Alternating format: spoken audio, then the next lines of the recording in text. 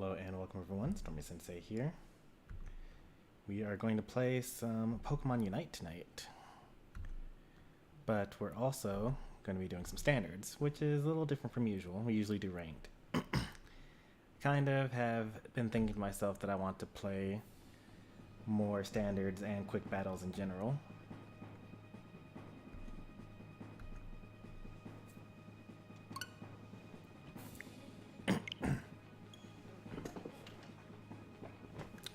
Because that's how you practice for ranked.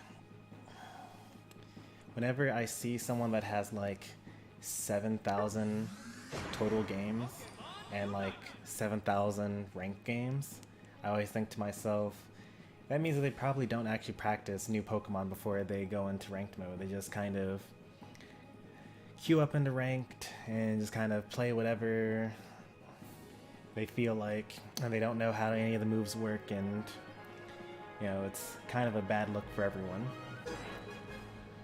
But I was looking at my own profile recently, and it turns out that my data is getting a little bit on the skewed side. I think that I have more than half of my games in ranked now, and that wasn't always the case. So I'm going to lead by example, and we're going to be playing more standard and quick battles against humans in the near future, starting today with standard battles.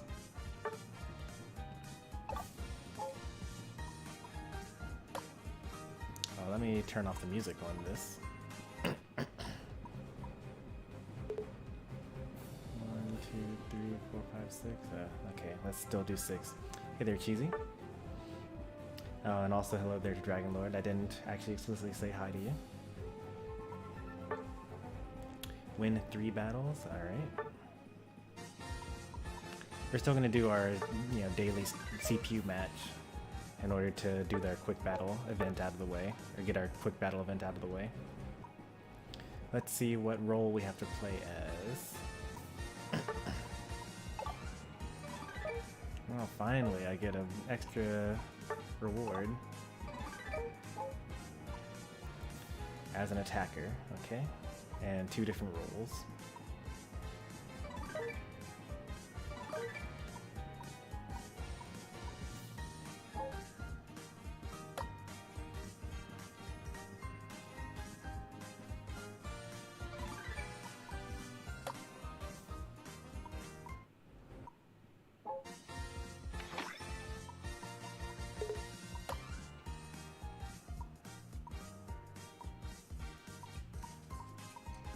There we go.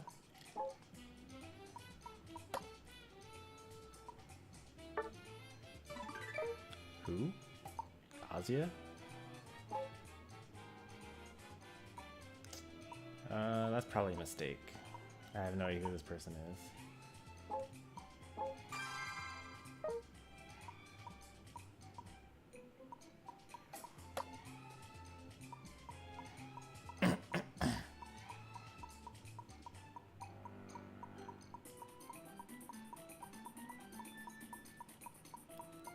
I don't generally give out friend requests. 68 battles. When would I have ever wanted to play with this person? Not in ranked? Yeah, I don't know who you are.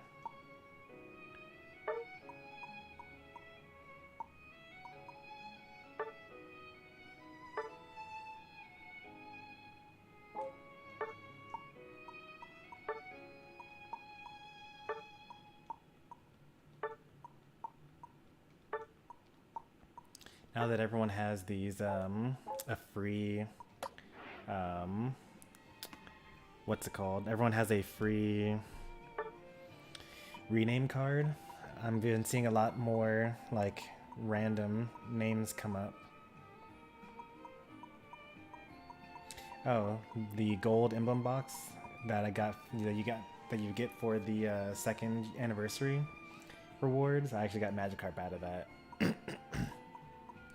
So a lot of golds in a row.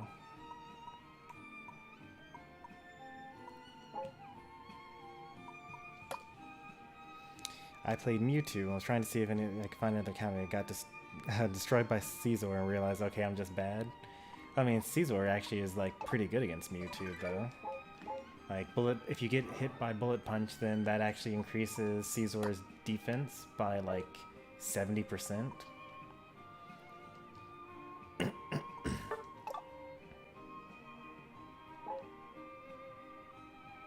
I guess I should try to aim for something, right?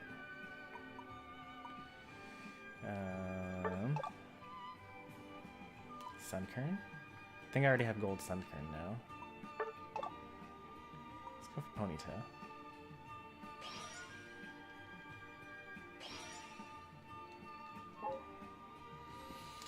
Alright. I think that's it for collecting, what's it called? Rewards.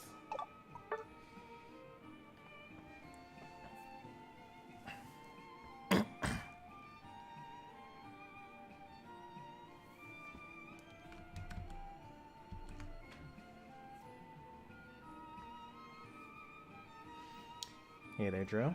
Well, I guess I could get the Caesar backup then. What do you mean by that? You mean you playing as the Caesar?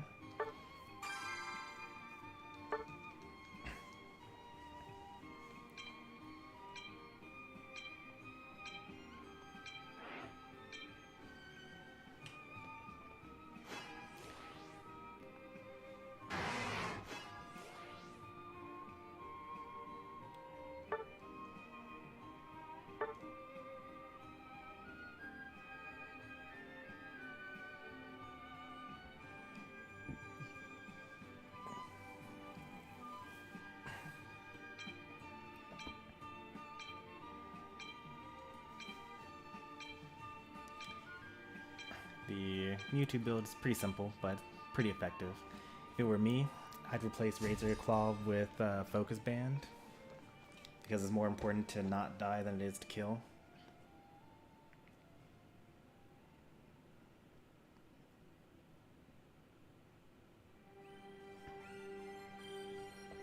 Hey there, excellent.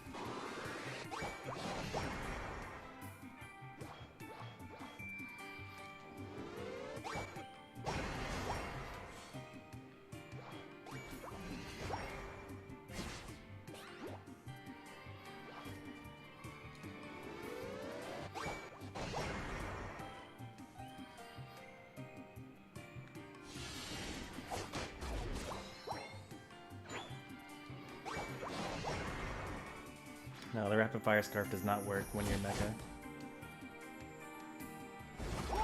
The Rapid Fire Scarf is supposed to be for before you Mecha, or if you're clearing jungle or something like that. Your basic attacks are fixed speed as regular Mewtwo.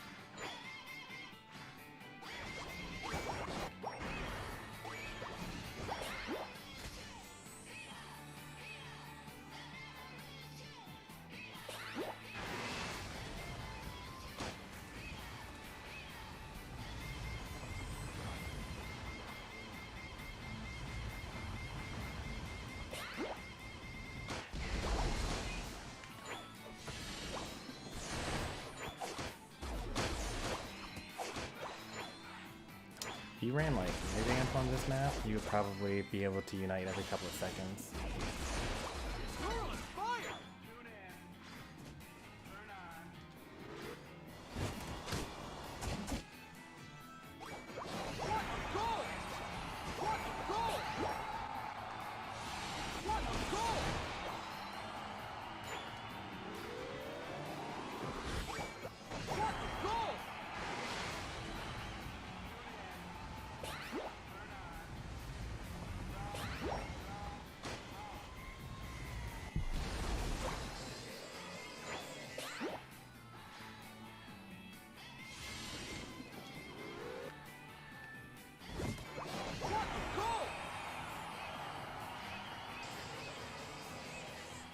That's rough.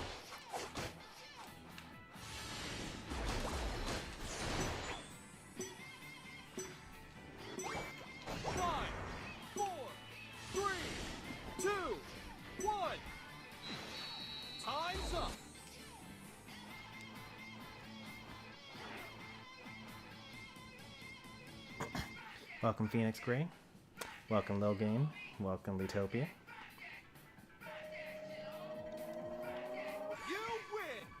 Still waiting for Porygon Z to become playable. Haven't played this game since launch.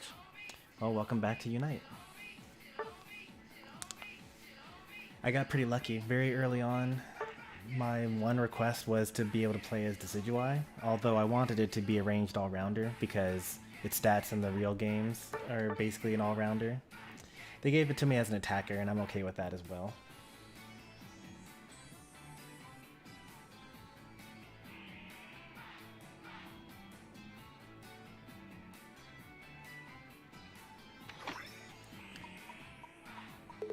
Now all they have to do is just add Jolteon.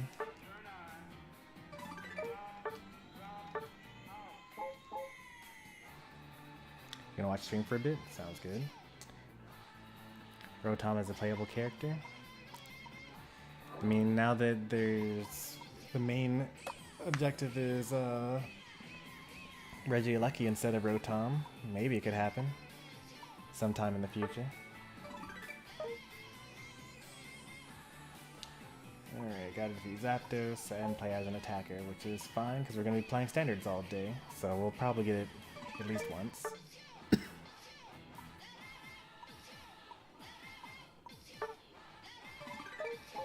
Alright, on to the main event for the stream.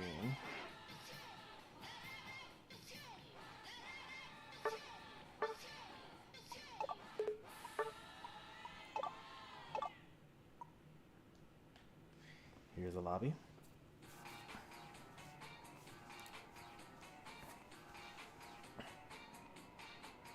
Got my wish in Aegis Slash, nice.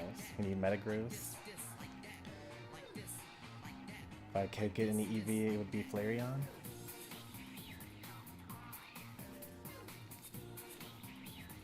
I mean, League of Legends has like hundreds of characters, and there are over 1,000 Pokemon, so I think that it'll be fine. We'll probably get most of the things that we want at some point or another.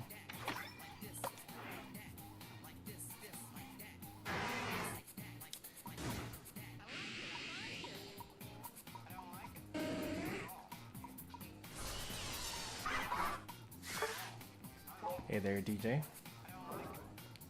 Let me set up my bot to plug your other account here.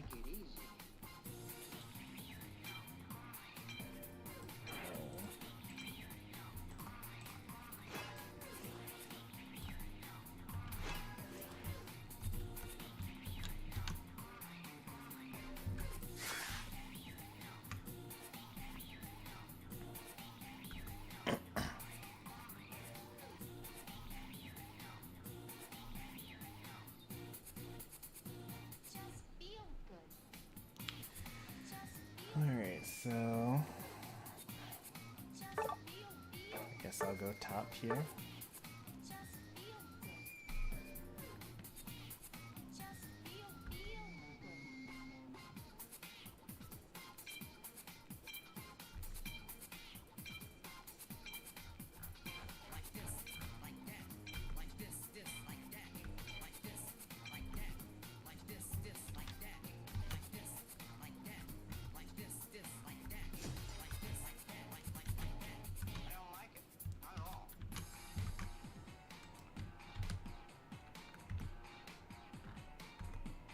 you go. That should work.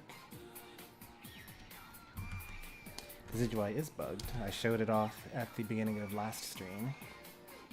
But basically, if you use a max distance arrow, then it does the same amount of damage as an uncharged, close-ranged arrow.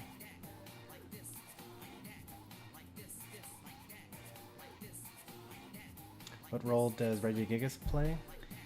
Well, it's a boss enemy that you can team up to fight, and if you kill it, you get a buff that makes you score faster.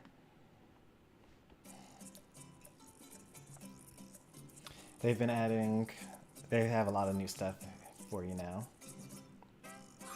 If you haven't played since launch. Although you could have played you could have fought against Regigigas very early on. Hey there, Ghoulish Gengar. How you been?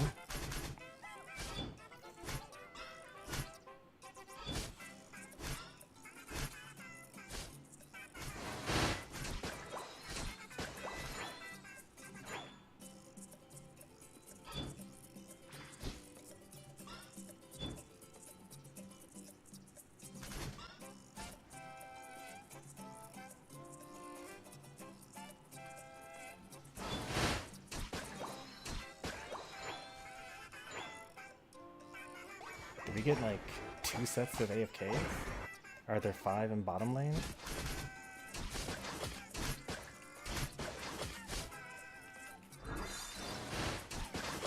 Are they like doing a 5-person invasion? It was dangerous for me to do that stat. Yeah, I'm dead now. I'm not even stacking, so like there's no reason at all for me to risk scoring there. Other than the fact that I was just so confused by not having any enemies.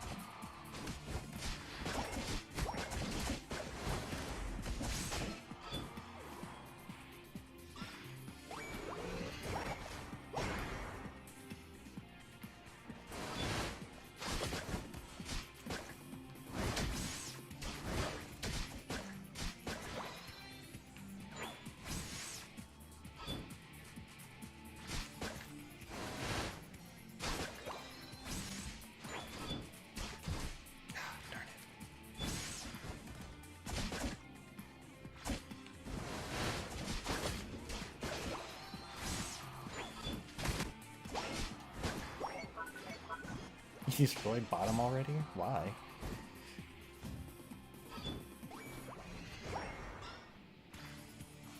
Oh boy, this is kind of why you guys generally don't want to actually break. Like now there's no farm. I could have gotten level 7 before 720, but now instead I have to just not.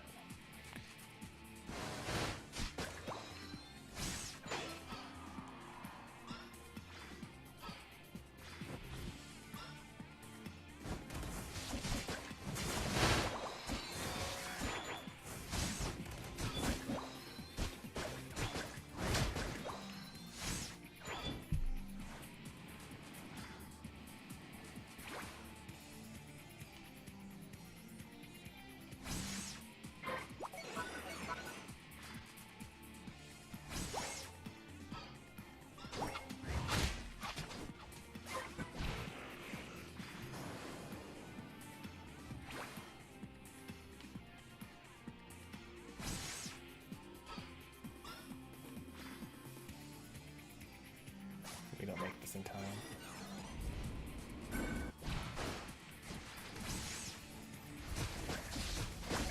I can't stealth here because Regilucky will freak out. Oh, I messed that up. Did we all die here to Mewtwo? It's my fault.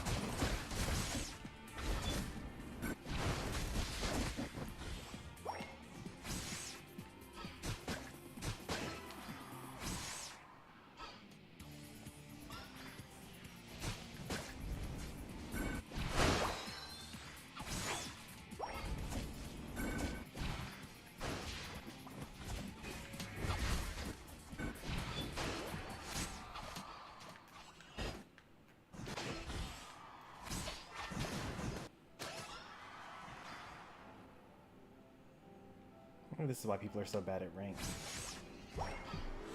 I can't tell whether this is actually helpful to getting better at ranked or hurting getting better at ranked. I guess you could have like special challenges like just never die.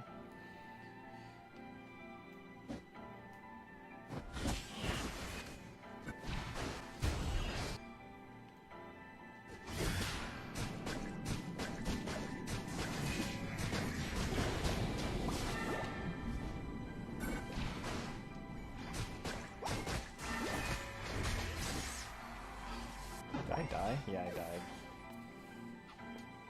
You're on fire! Yeah, you can join every game if you're fast enough.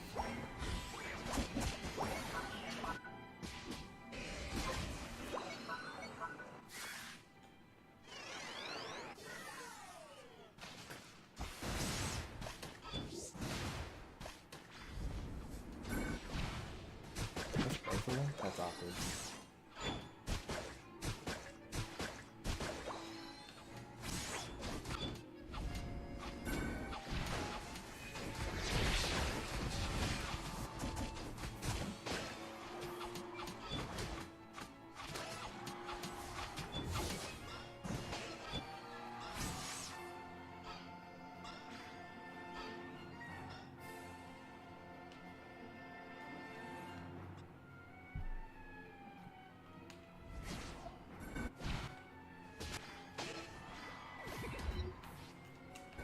They have a mine? Since when?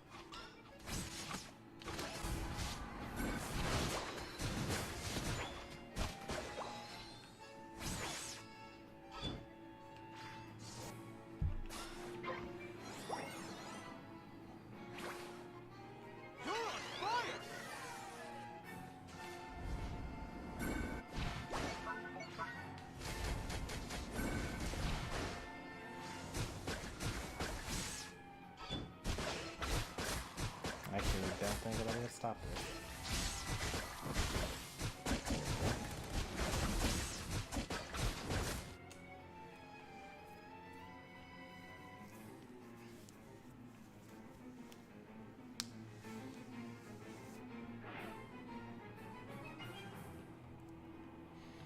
Alright, let me see what I missed there. Alright, so yes, Decidueye is bugged. Yep. I already talked about that. Hey, they released your Gengar, said hi to you already. That's about to snipe shot indirectly. It still only hits one person.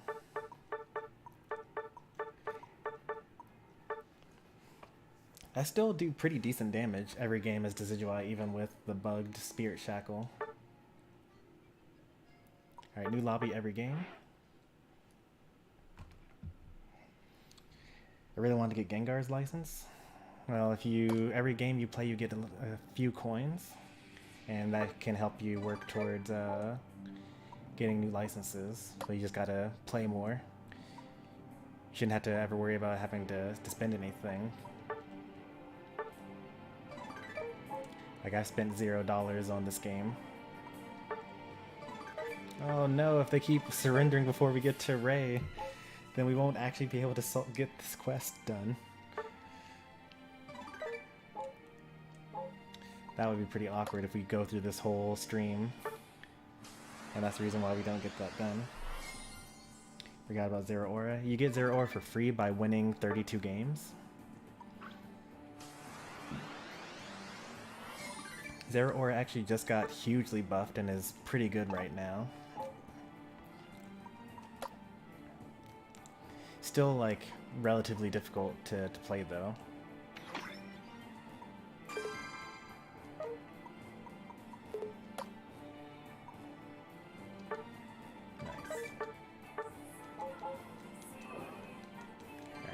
close the lobby.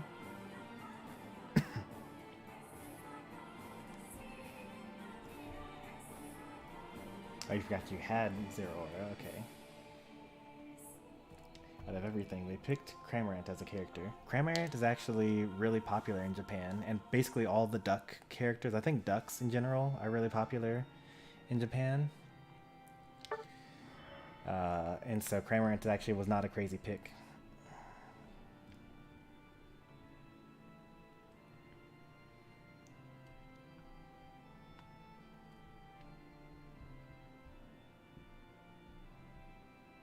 They were probably new? Yeah, they were.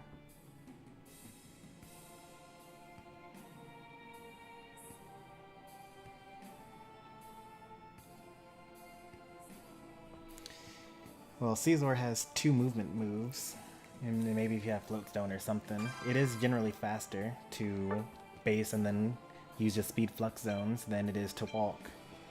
And almost every character will be faster that way. Inteleon also is a lot slower when you are stealthed. I think you have a 10% movement speed decrease when you're in stealth. Hey there, Hawaiian Rifleman. But trust me, don't walk don't walk between objectives. You should definitely be basing and then using the speed flux zones, especially if you have jump pads.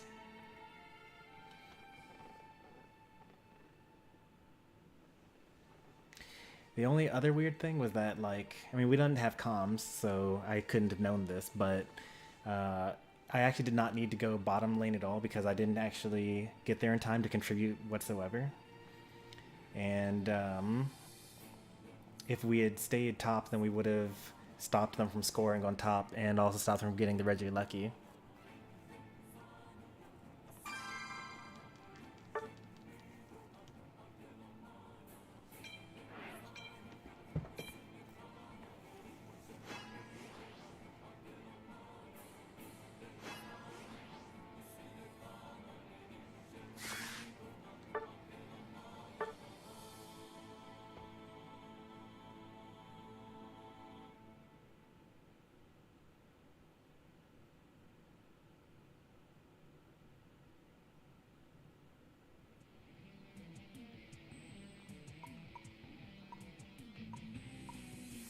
You know, I hardly ever lane with Dragon Lord.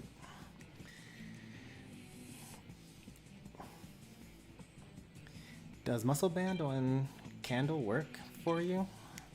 Wouldn't it be better to do like Slick Spoon or Shell Bell or Energy Amp, maybe?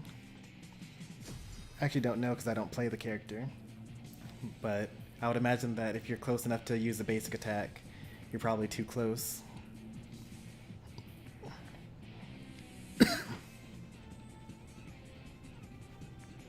I guess if you were jungling, you would want to have Muscle Band on.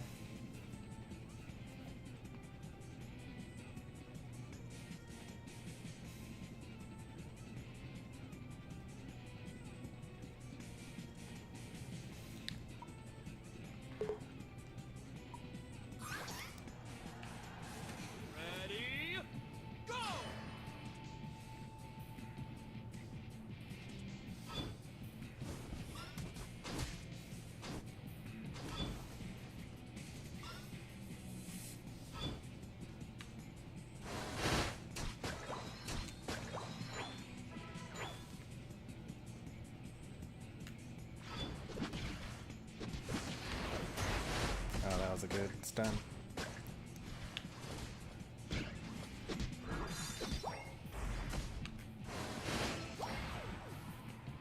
Too bad they gave up that advantage.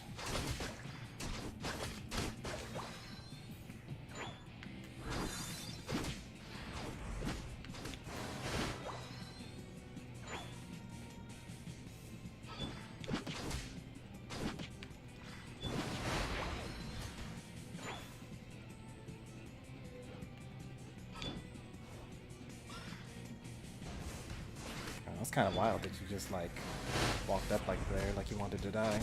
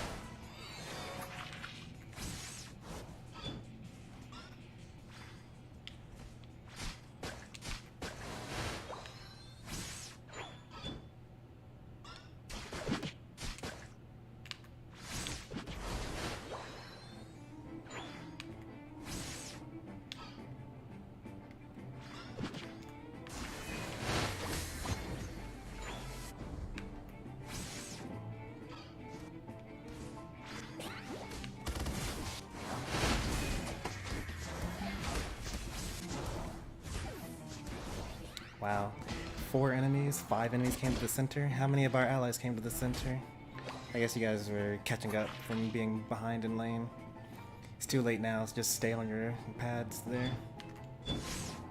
But, you know, as standard, so there's no consequences for losing. So use this as an opportunity to, like, you know, learn.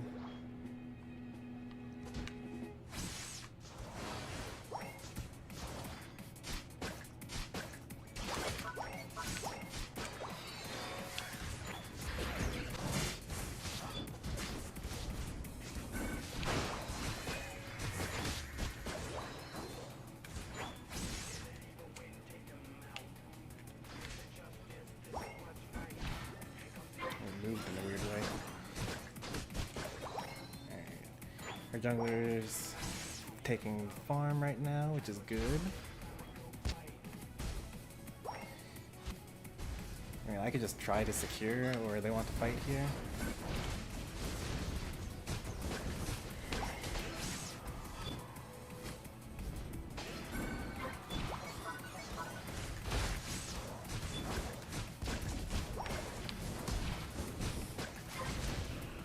That was my bad. I didn't have a thing stored off.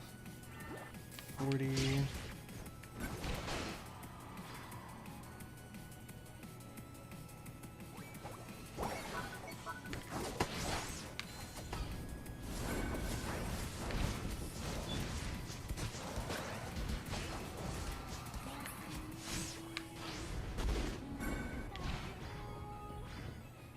I don't actually particularly care that much about, like, he needs level 7, so I'm not going to bother with that.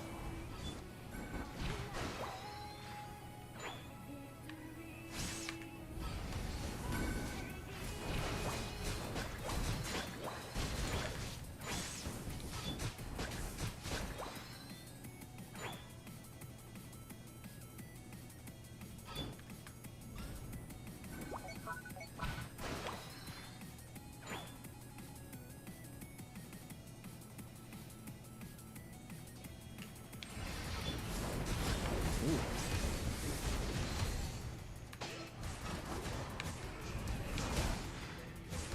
That United move actually made me lose a ranked game recently.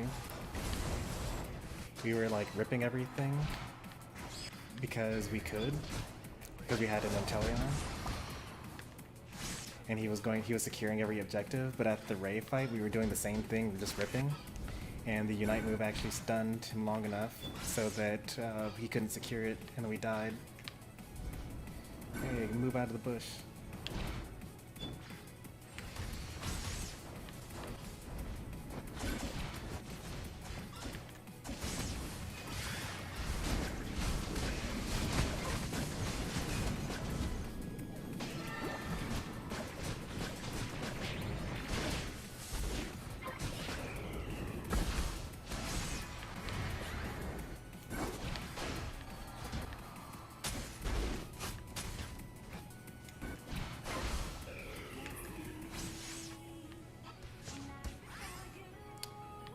You think it's wise to chase after them like that? Okay, good. Someone should defend this. I guess it should be me, maybe.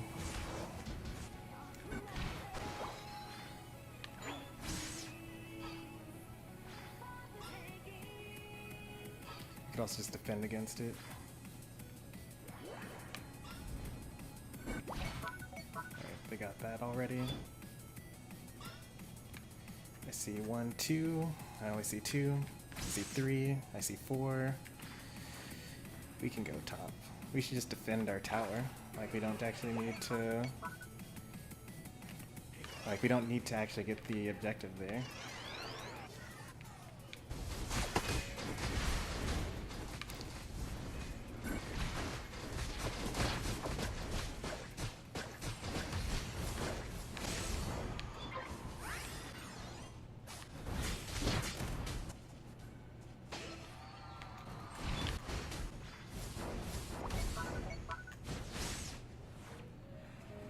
They're definitely going bottom lane.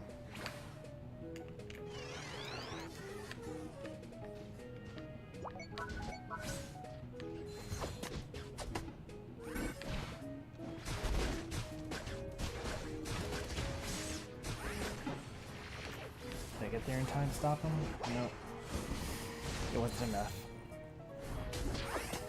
Does anyone else realize that the enemies went bottom lane? There are 3 there. Okay, the whole team left top unguarded, so I guess I gotta go top.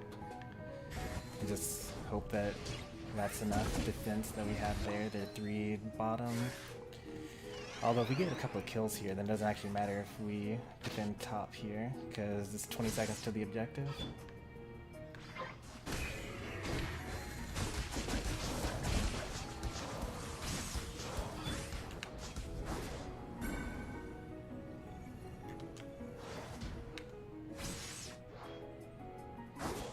It's more like a fear tactic than anything. The final stretch! Don't give up!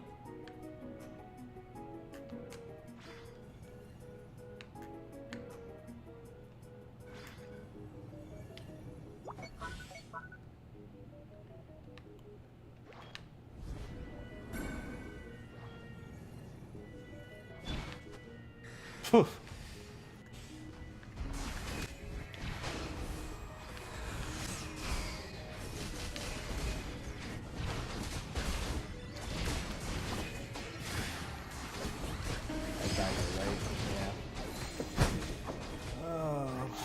Too much melee. Not enough unite moves on our part. Oh, we're dead. Yeah, we just lose that game.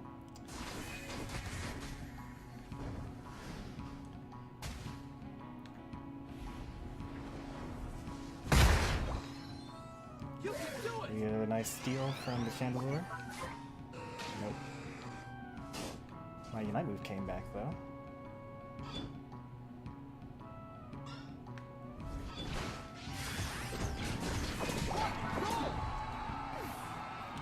I don't know why my unite move came back. Did I even use it at all?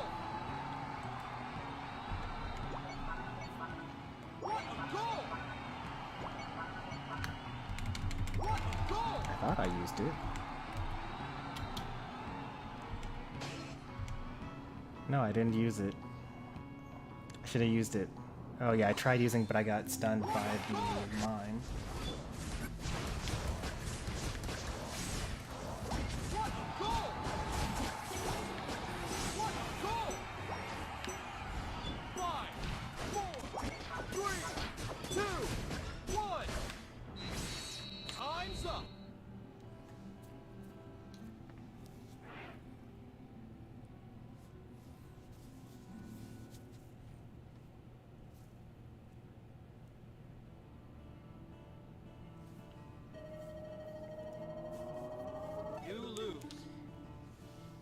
You just enjoy chasing kills too much. They're going to come to us. Oops.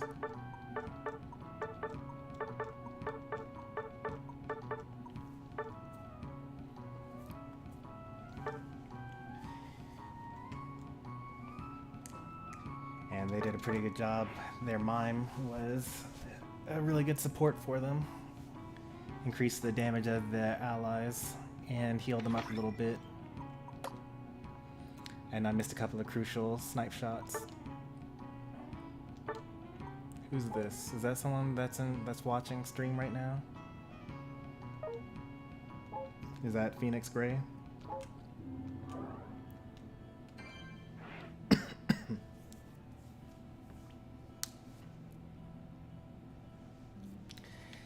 They just generally play better than us. Like even at the very beginning when the center 8s spawned. I should ping it though. Make sure that people know to go to it.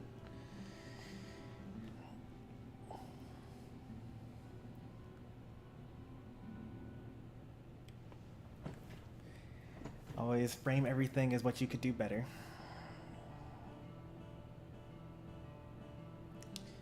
Alright, I thought that there were people that were waiting to play. So the lobby ID is still up, but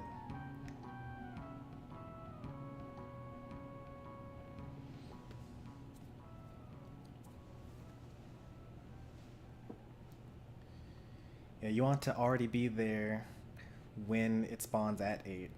Like you don't want to see that it's 8 and then go to center because it only takes like 3 seconds to clear the center.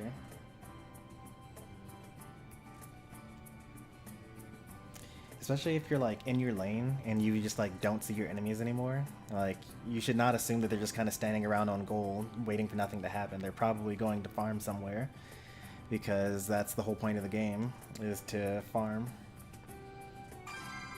That's how you stay level relevant.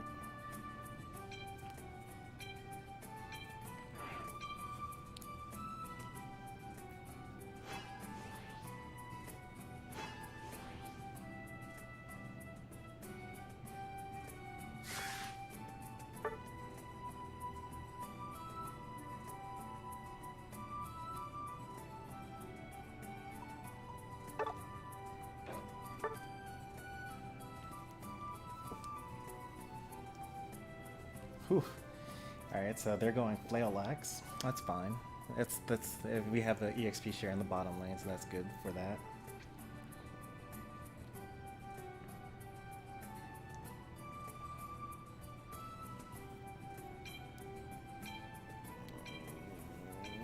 Scope Lens is probably better than Razor Claw for, well, at least if you're going Flail-Lax.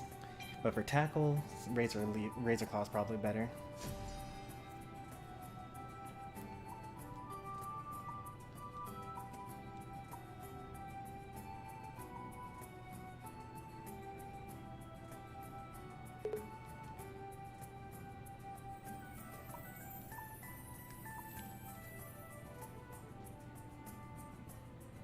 This might be their first time ever playing Flail-Lax for all you know. His standard battles. This is where you do weird stuff.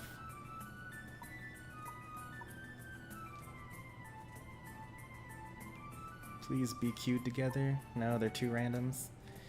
Unfortunate. At least they're both master rank.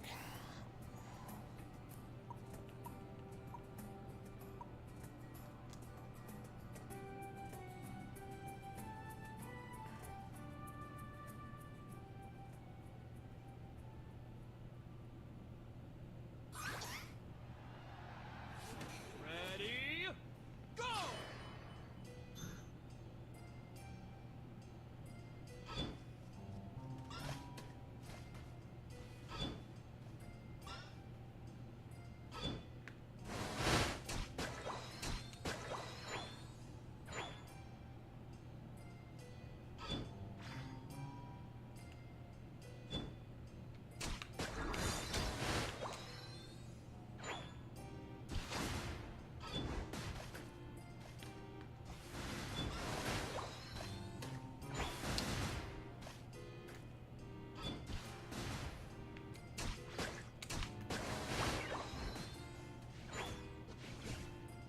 Can't really help you out until I'm level 5.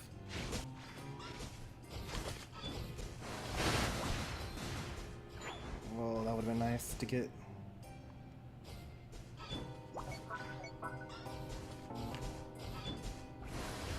Oh, why did it walk forward? Alright, the enemy jungler is here.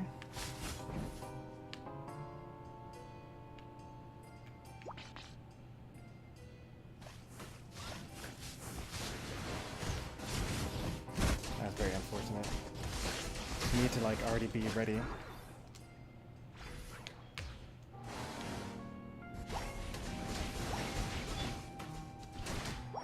If you had been there to push them to our side, then we would have gotten most of that.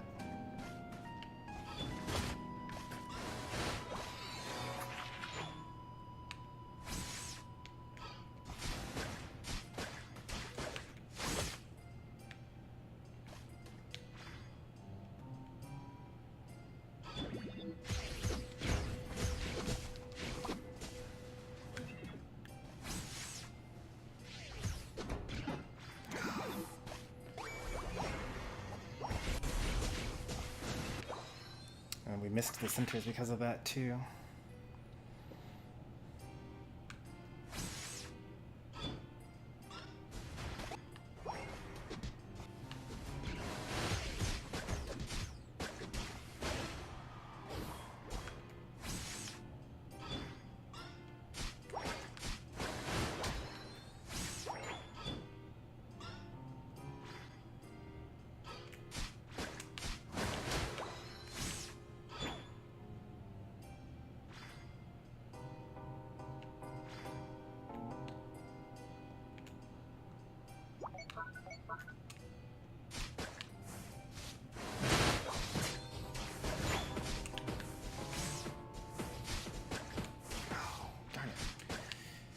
Thought I would do more damage on that shit. I think I need to liquidation here if he's going to go with oh wow, we lost really bad bottom lane.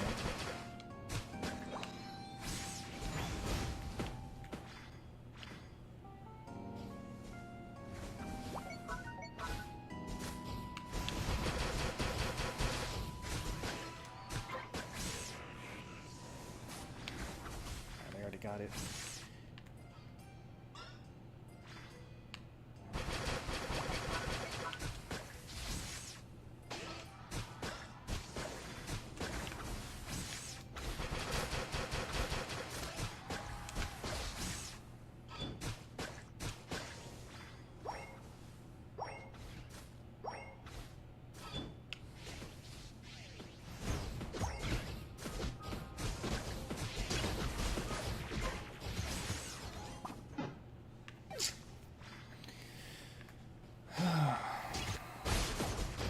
Wow, they are all together. Let's see, what do we do there? Do we break a tower? Because they're gonna break our tower for sure. I'm not gonna die trying to stop that. 7 overcat. Oh man.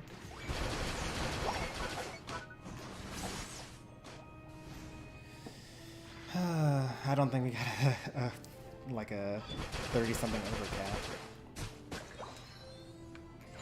They're taking our jungle.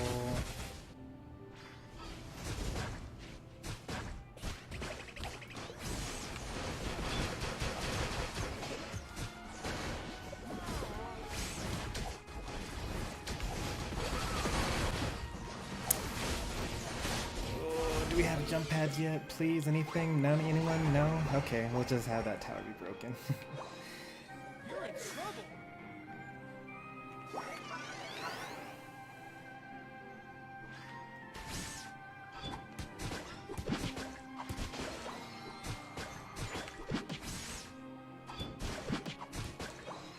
Alright, guess I'm jungling.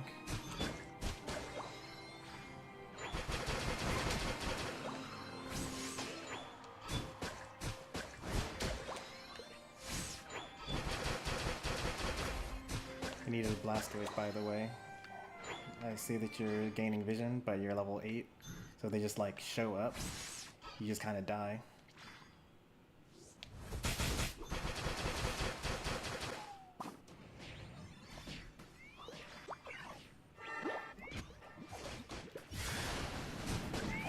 You got United, like you're gonna use it. Is he? He might? No? Okay, that's fine.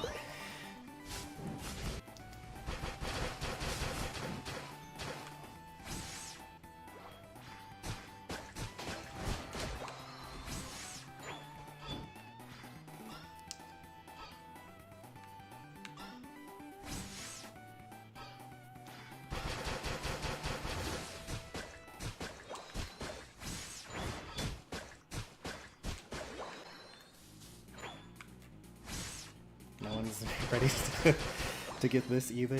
Like, this is like wrong answers only.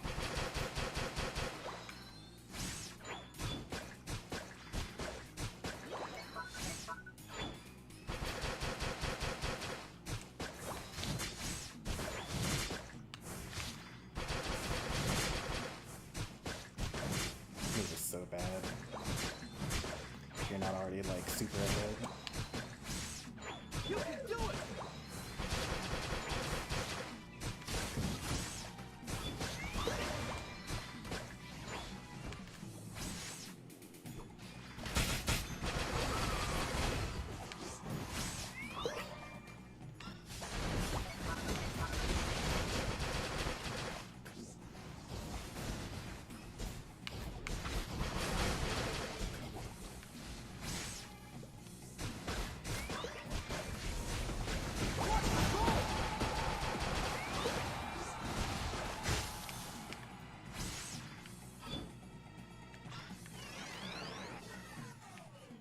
We killed the Dragapult. That'd be pretty big for us.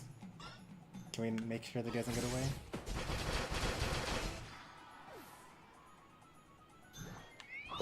We're gonna rip from jump. The final stretch. You're in trouble.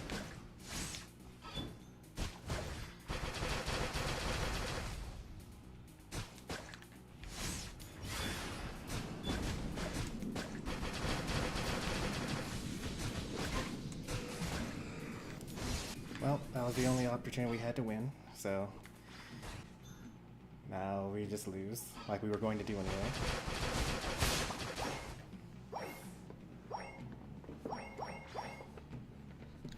Swamp's Swan, and thanks for the raid, King Swamp. And welcome Freeze Frame Gaming. What a goal! What a goal! What a goal! Our Snorlax didn't really want to win anyway. What a goal! Also, their mime is really good. Like, why is this the second mime in a row that's like unreasonably good? I mean, they had this terrible Dragon Ball with them.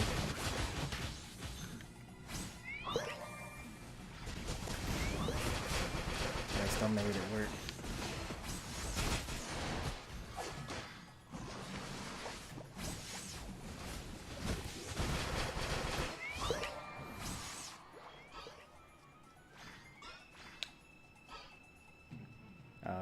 Okay. No one saw that Leafeon, I guess. We had to just let them score. Oh, we don't score.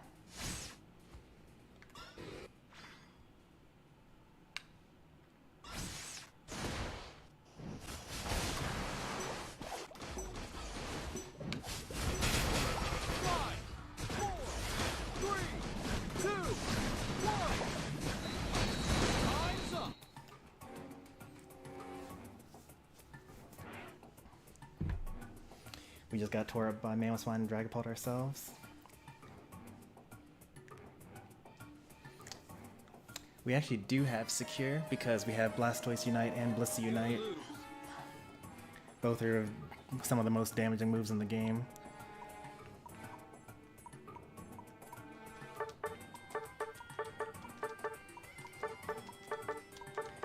They just like, I don't know, they were just always at the right objective and we were never in the objective. To be fair, they have 4 people that are on the same team and 1 random, which is their terrible Dragapult.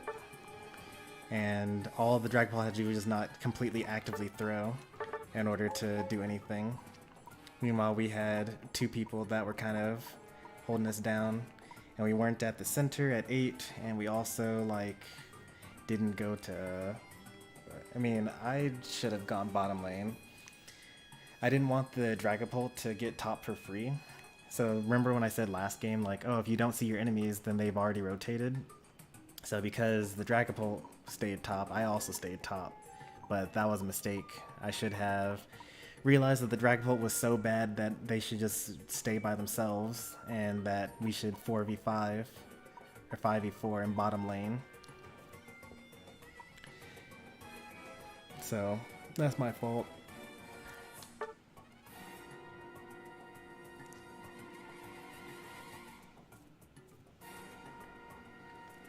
Yeah, the Snorlax and the Dodrio both were trying to score, or were dead, I don't even know.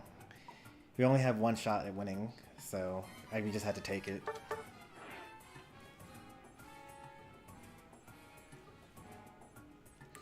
Thank you for posting that link.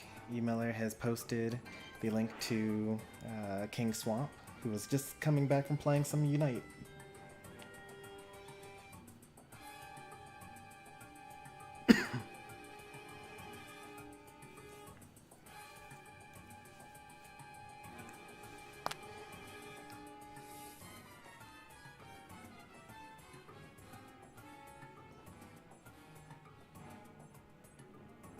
Still room for another.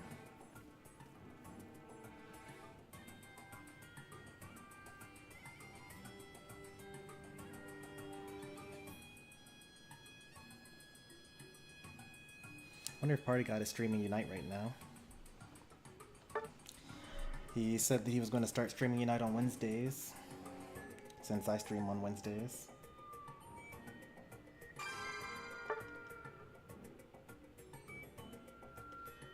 He's online at least.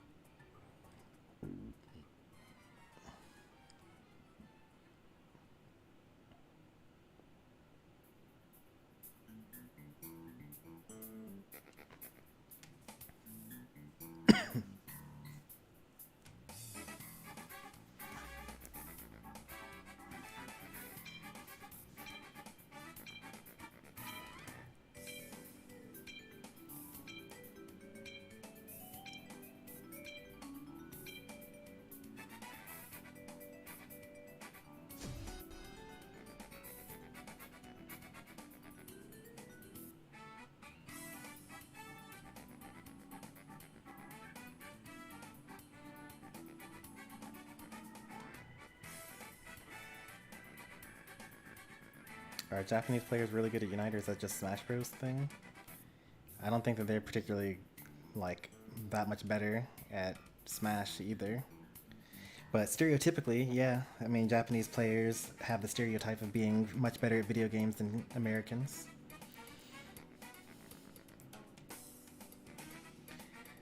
I don't personally subscribe to that. Ready?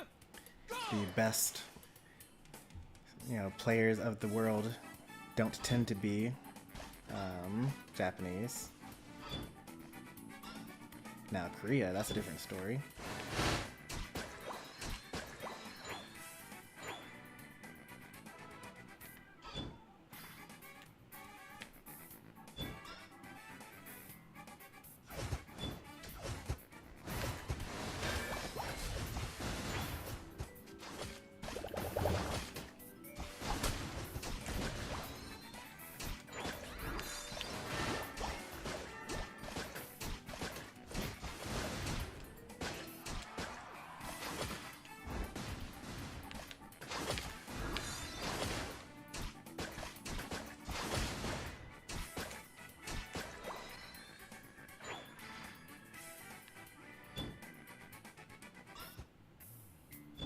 Darn.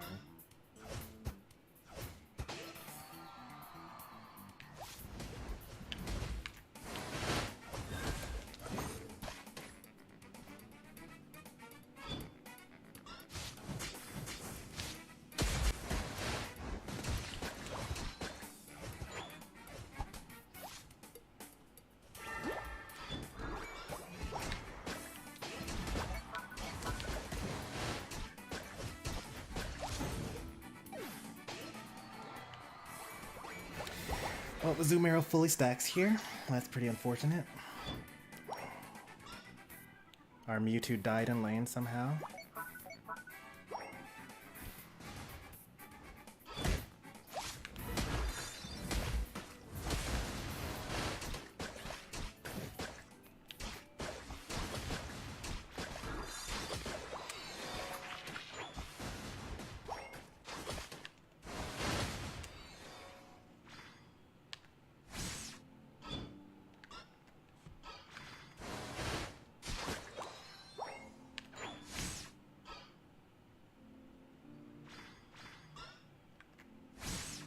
Good call.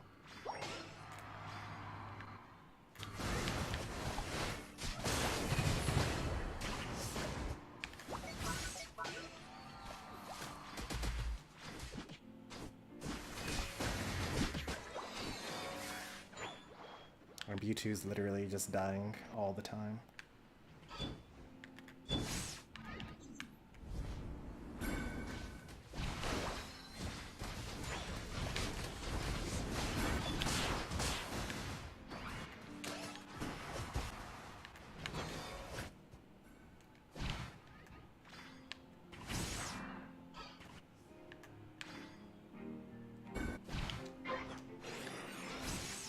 Did the team leave? Like...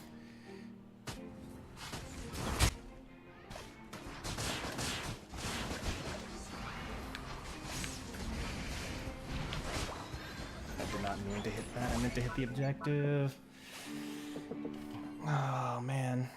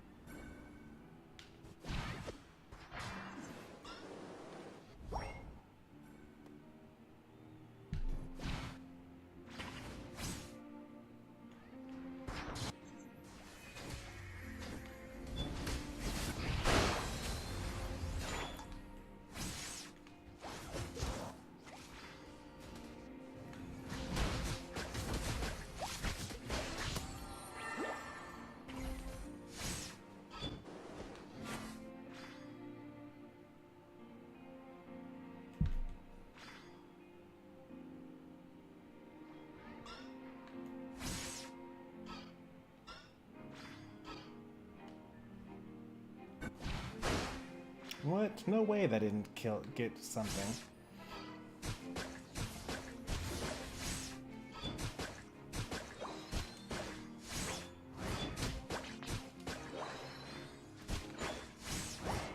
You're on fire!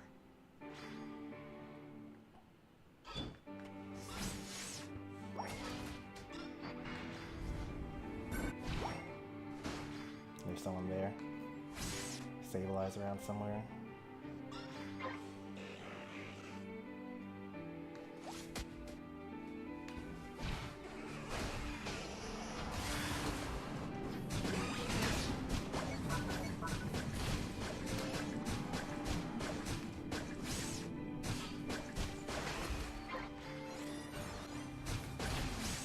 Are you gonna reset?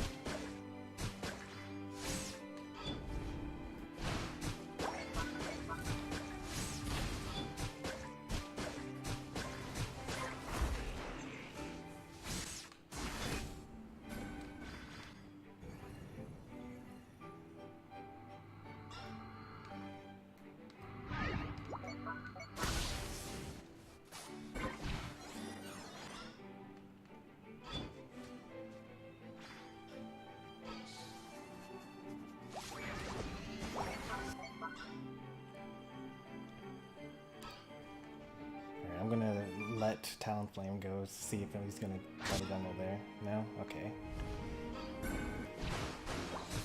Guess it was not like, oh, he's always stealing my jungle.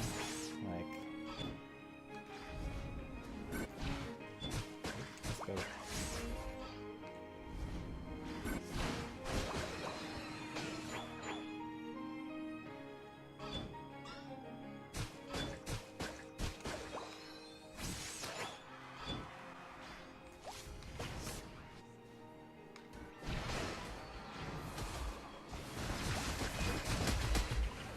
Wow, a team fight with the Mewtwo? I never thought I'd see the day. You're on fire!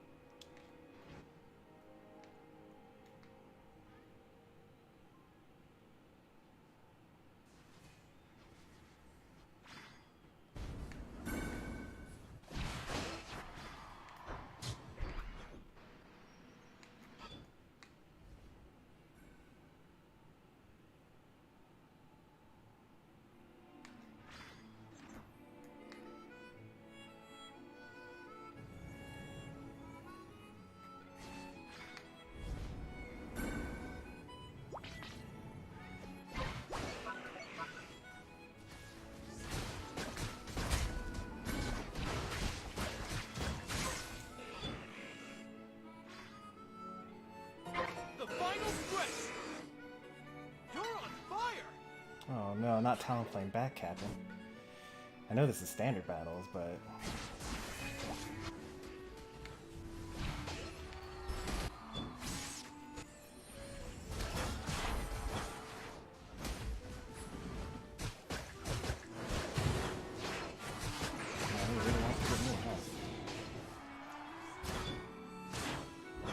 got me.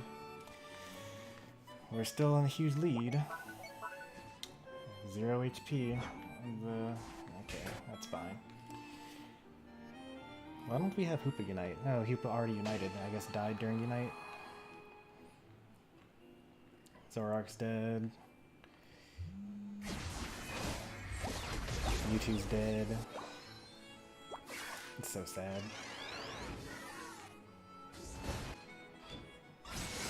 You're on fire!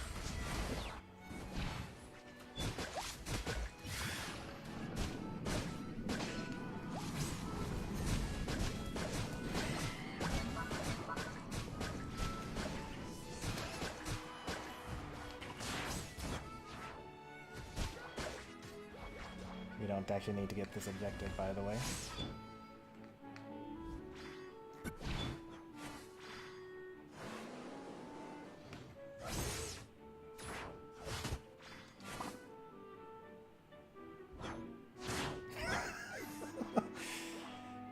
Alright, that's a good back cap at least. What a goal! 88 to cover that. And there's no way that... Oh, that's not where you use your Unite. You use Unite over here so that we can actually get some more scores in. I think we still win. It was... Well, we might actually lose. 2! Oh, unless... Oh, that's... We definitely win now. Very nice. What a goal!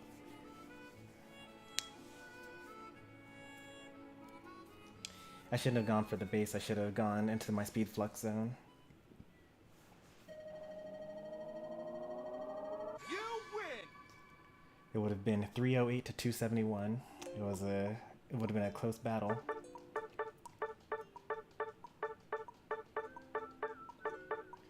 Yeah, the Mewtwo just wanted to die. It's okay. You can't really do much about that.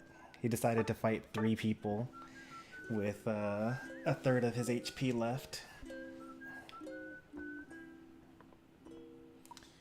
His Sableye was basically non-existent. I feel like most of the damage that I took was in the last 2 minutes.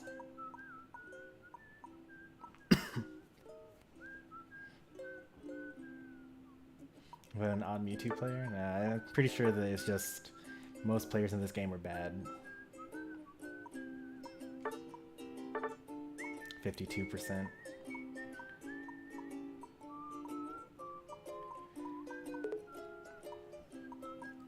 So they play a lot of standard games, so they like these numbers, look at how high all these win rates are. But they lose, or they don't lose, but they like don't really have that many ranked games, and it doesn't really, like they don't really have that much of an impact. Also, was using Umbreon, which had the highest win rate in the game for a while there, and it's just fine. Yeah, he hardly plays at all. This is the last 50 battles, and that goes all the way, so he's done only 50 battles in the last 4 months into ranked. So he just has like standard battle habits, where it doesn't matter.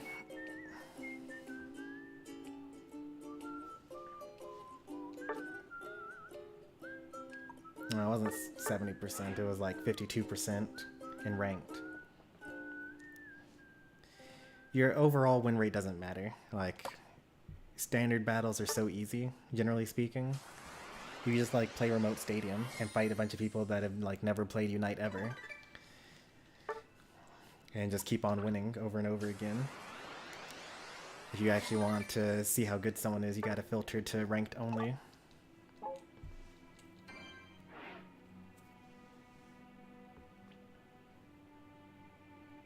Alright, new lobby. Hey there, Minsky.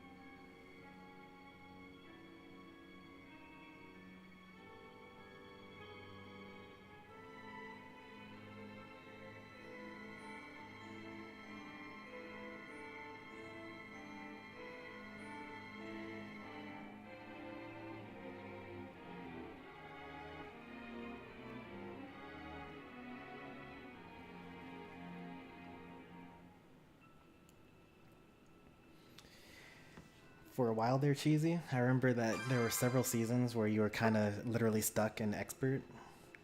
And when we played with you, you basically just sat on the tower the entire time, like not farming. So it doesn't really surprise me that much that that you had a bad win rate and that you're trying to improve it. You've gotten a lot better though.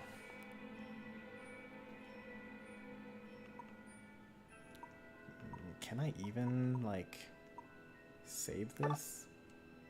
No, I should probably go bottom lane. DX likes to jungle.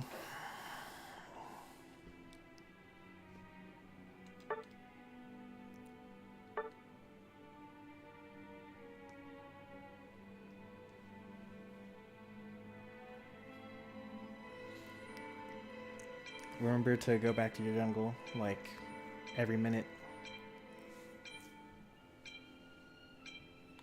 Because if it's up there, if your whole jungle respawns, I'm just going to start taking it.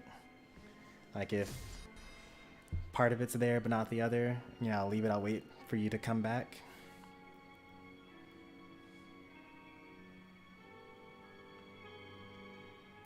This might be a bot game. If the switch could just like load properly, then I could find that out. Looks like bots to me. Another reason why you can't trust overall win rates when you're playing a lot of standard battles and not very much ranked. Most of your games are going to be against bots.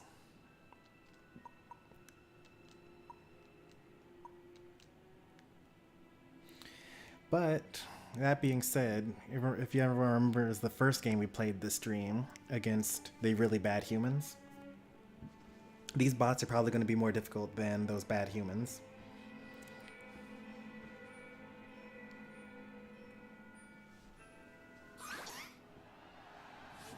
Ready, go!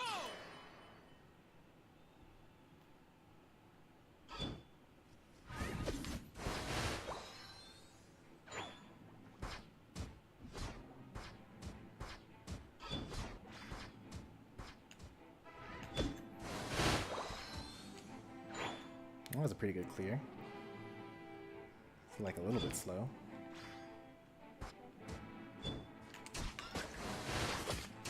Okay, so I can't clear that with just two. Good to know.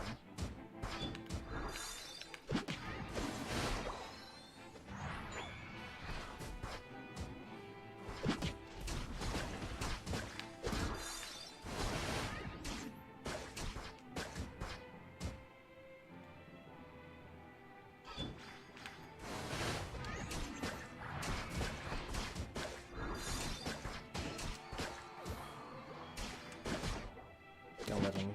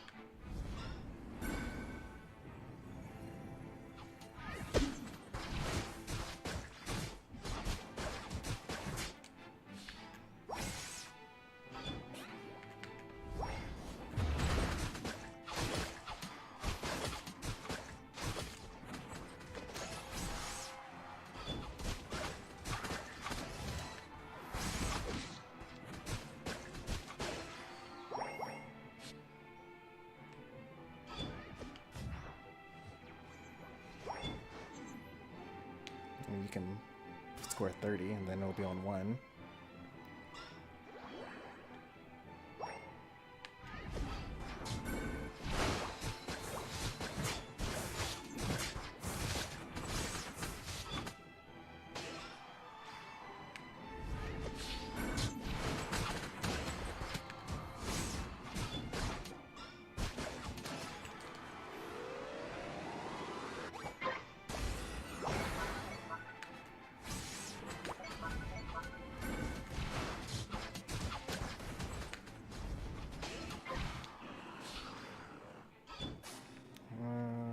40 and 4.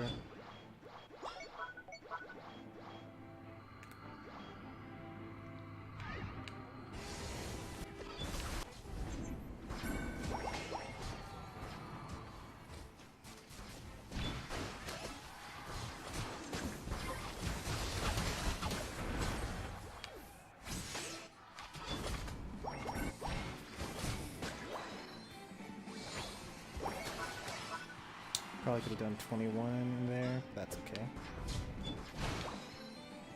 Oh, you guys want to keep on pushing? Yeah, that would have been a mistake against humans. I guess I could just take a portal.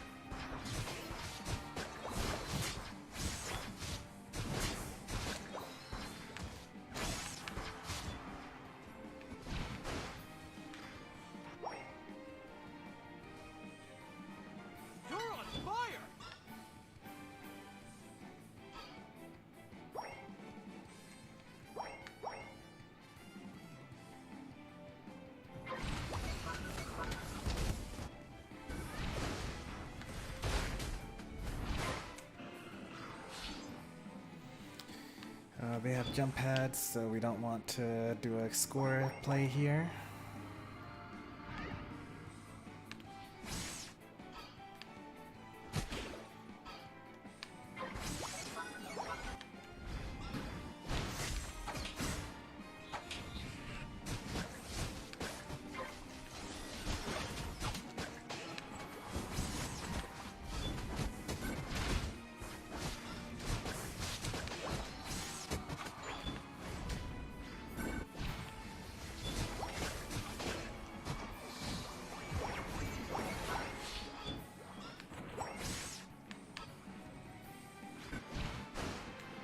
Wait, that didn't kill it?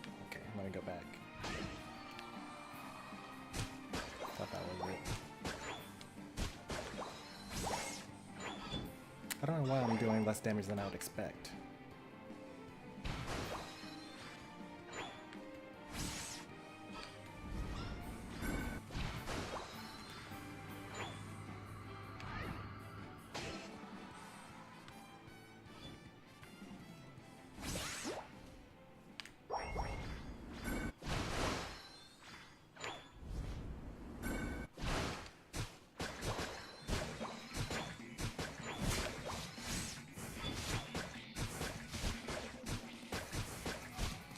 Sometimes it does like 1,000. Oh wait, I guess it's a boosted attack. Yeah, that's what it is. You're on fire! So they're like guaranteed crits on the regular attacks and guaranteed crits on the boosted attacks. I should pay more attention to that, probably.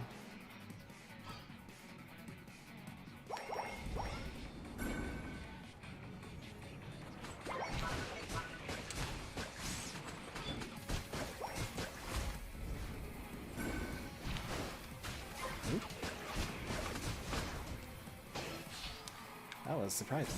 It did not quite pan out the way I expected it to. See if I can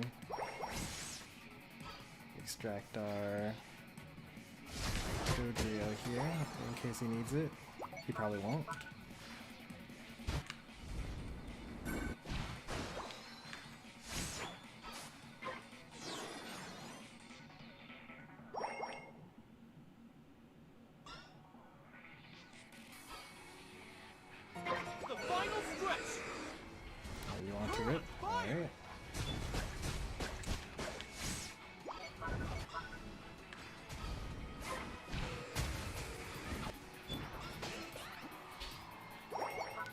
pretty wild, but hey, yeah, that's what the team wanted.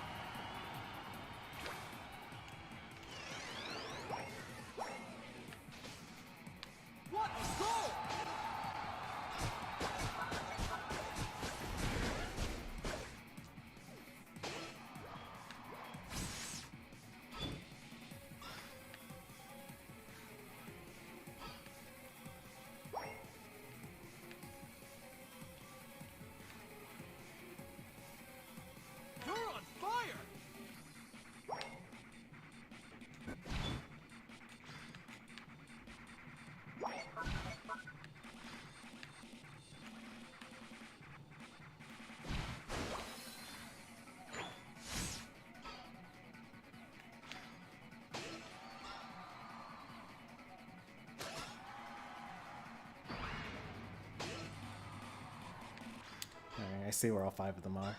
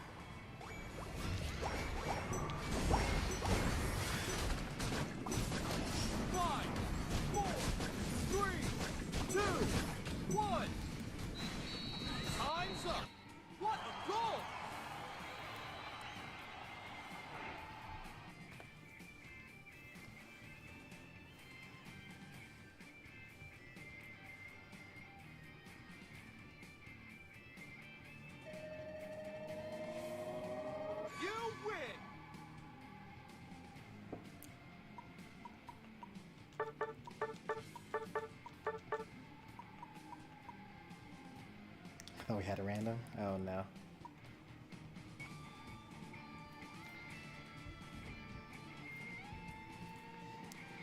It took you a while to realize that they weren't bots? So what you're saying is you don't listen to the stream while you play?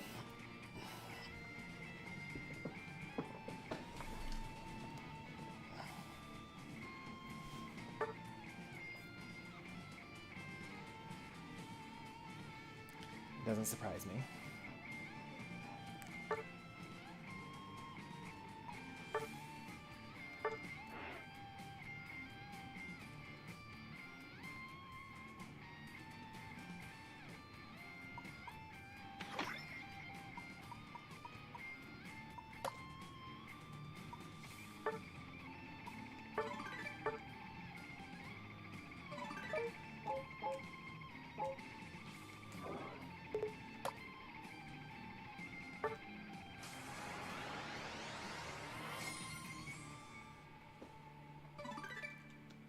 Magby and Sentret.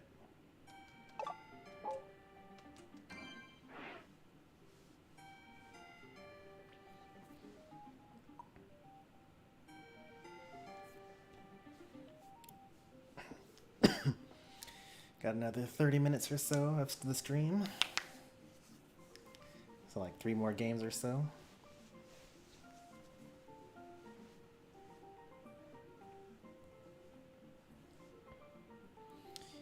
See you, excellent. Thanks for stopping by.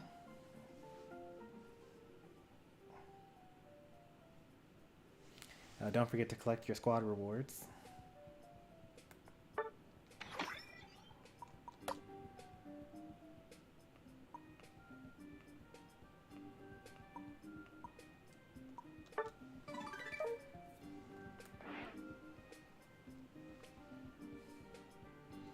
Alright, looks like it's just the 3 of us. Let's hope for good randoms.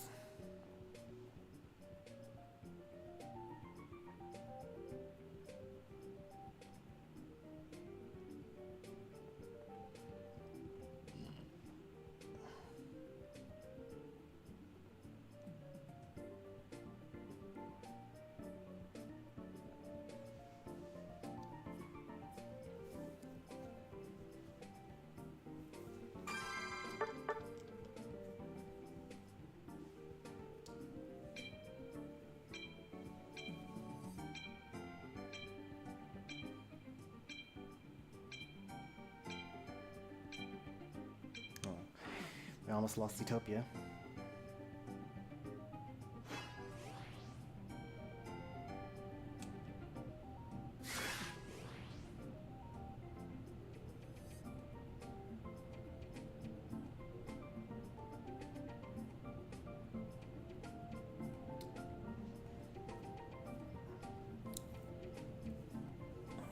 Got the glitch where I can't see my allies. Alright, so Hoopa's going bottom path.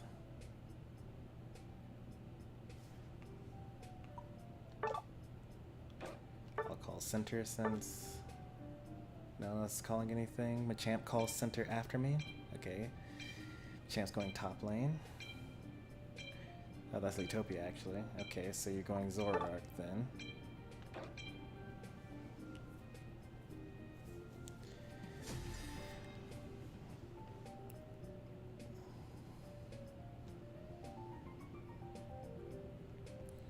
This is what, Great Class, I think, on the Zoroark.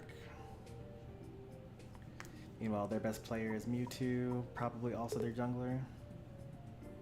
This is probably Razor Leaf Decidueye.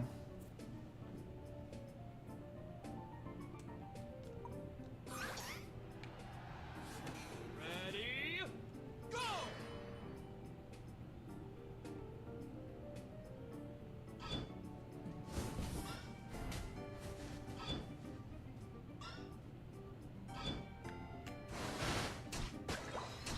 Really good crowd.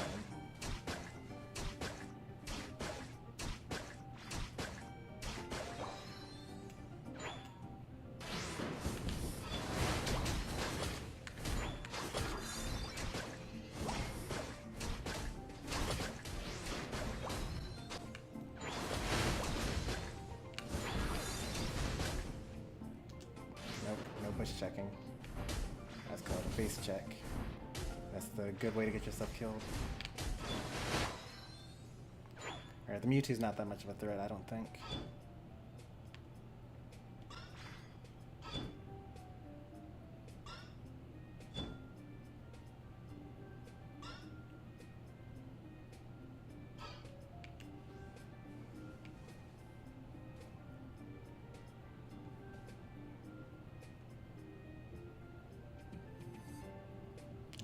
Very unfortunate.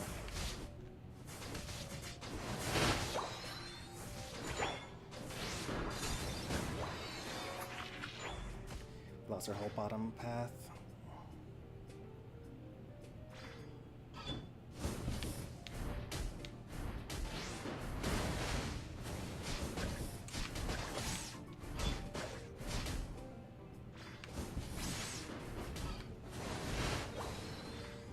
Mewtwo's here.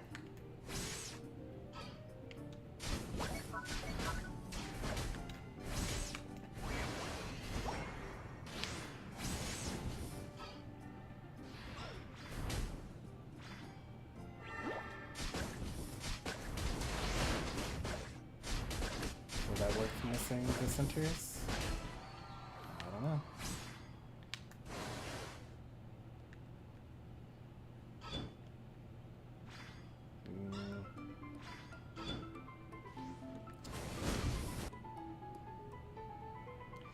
Absol got the centers and we killed the Mewtwo that's bad at stacking, but it's still a Mewtwo, so we probably should give it some respect.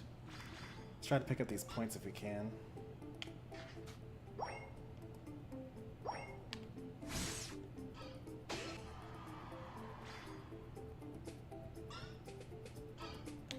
Do you need help down there?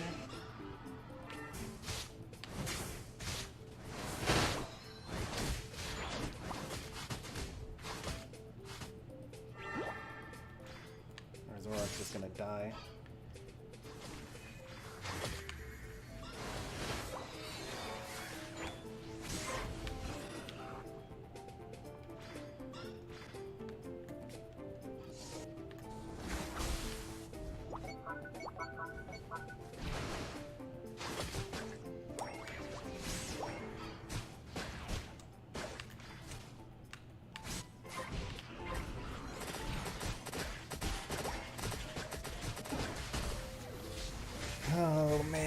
There were 4 top. Did we get anything bottom lane? Okay, we got that objective. We didn't get any scores though. They break that and they get all that. Alright.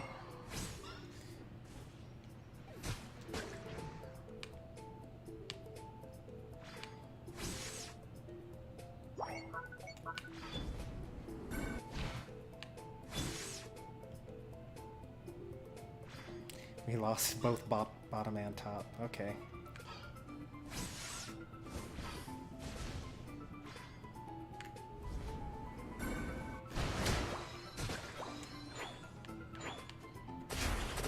Zork tries to score 16 against Razor Leaf Decidueye. Oh wait, he sees my air. That's right, I forgot that he sees that.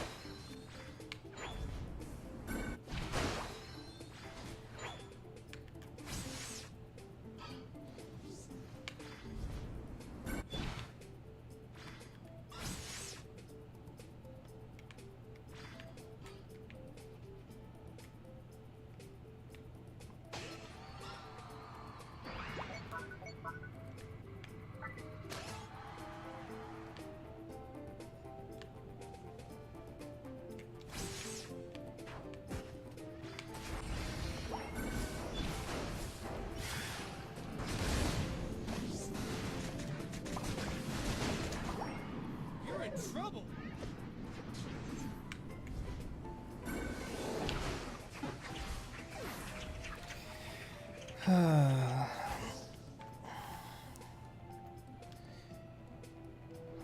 Who's been taking our jungle this whole time? Because Zork's the same level as everyone else, but someone has been taking our jungle. Has it been the enemy this whole time?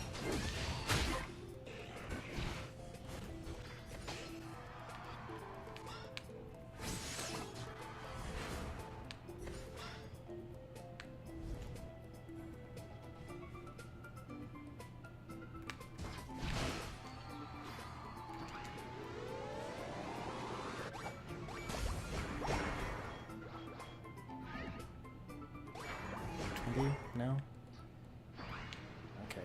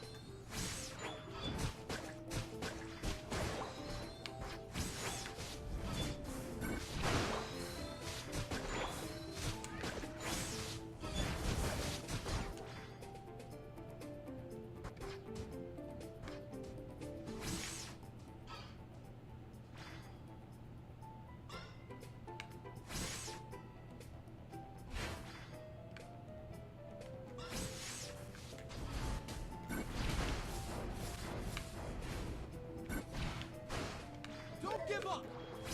It bothers me so much that we're losing to this Mewtwo. I'm announcing our presence, by the way. They can see the arrow.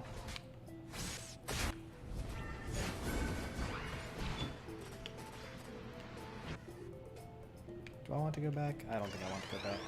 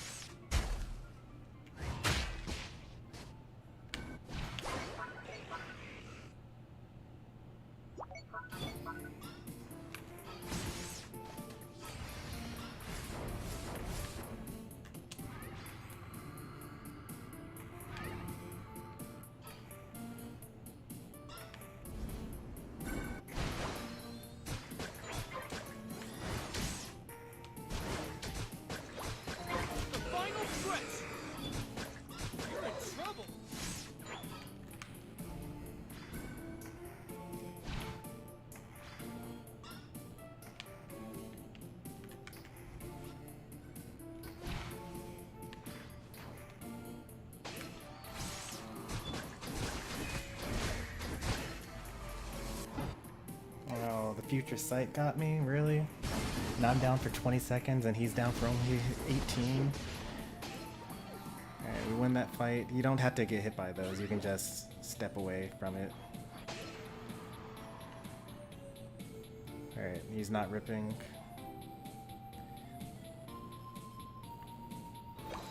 Guess I'll start ripping when I get back. We have Chandelure, they have Chandelure.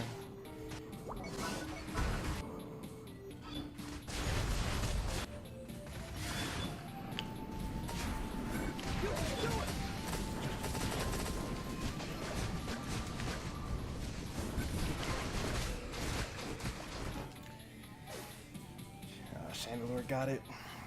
I was a little bit too early on the release. That's on my bad.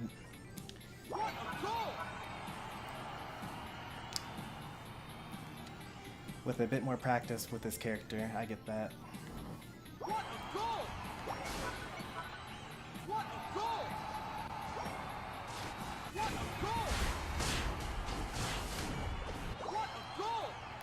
Also, if I were like better at being a sniper.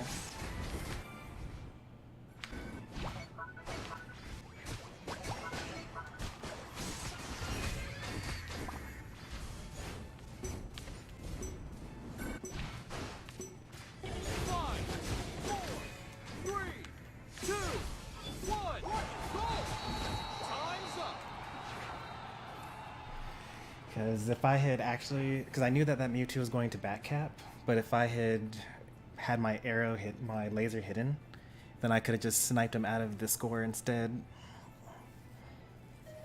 Instead, I wasted too much time, and he was able to sidestep me a lot.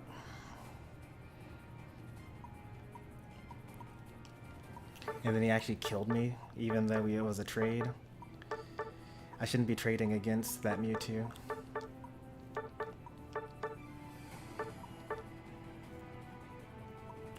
1,000 battles. Huh, actually 57% is pretty good, but it only has 200 games though. That's your last game? Alright. Now it's just down to me and Cheesy, I guess.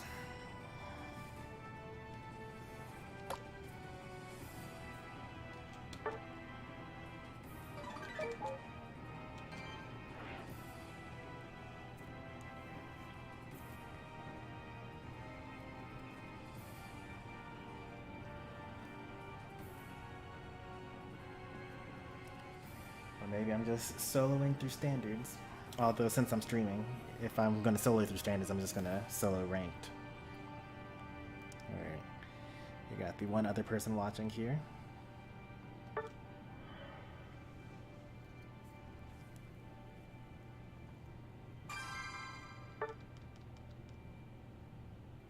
Ranked battles without viewers. Yeah, that'd be quite the title.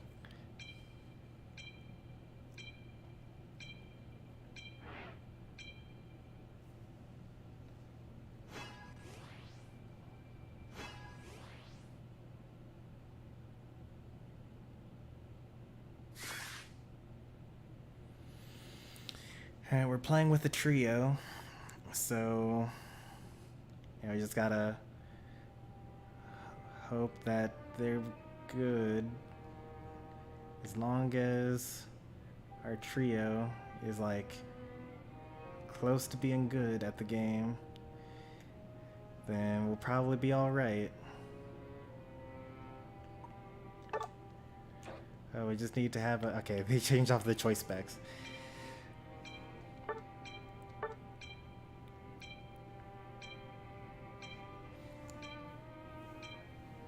Okay, swapped builds, thank goodness. I was so worried.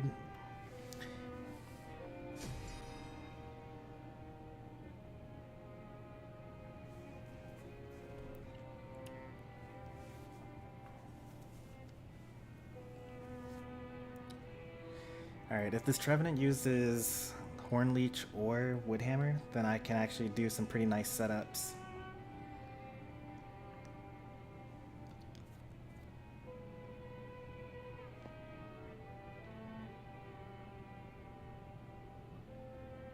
Double snipe, got it.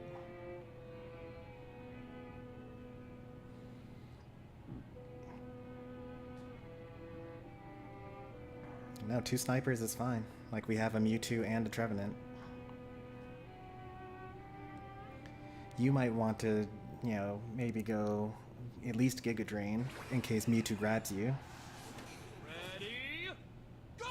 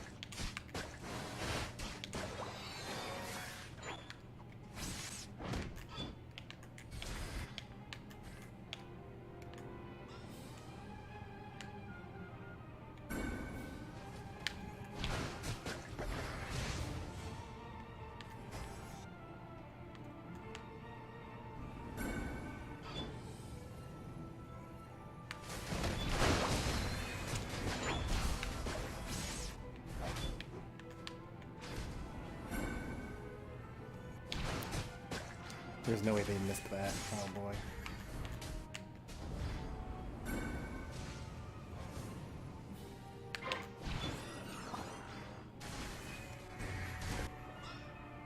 Why am I a higher level than my jungler?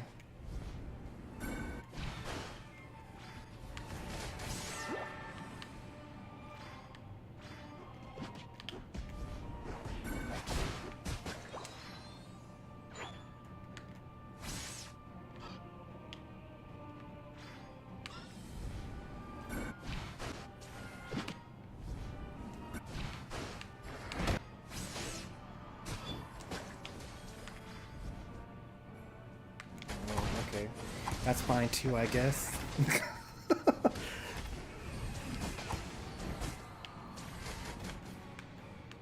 You guys got the top, or you guys score up there, or you guys rotate to the bottom, or no? Can we make the right decisions in game?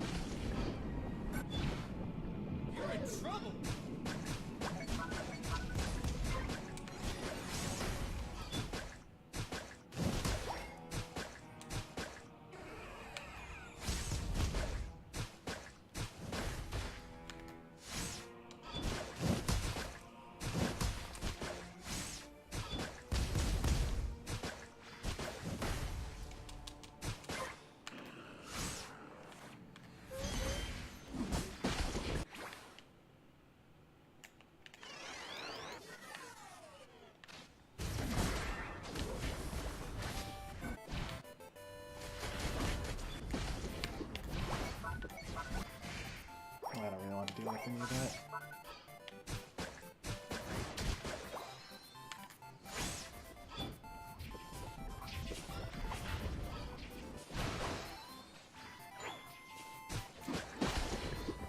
I guess I'm jungling here.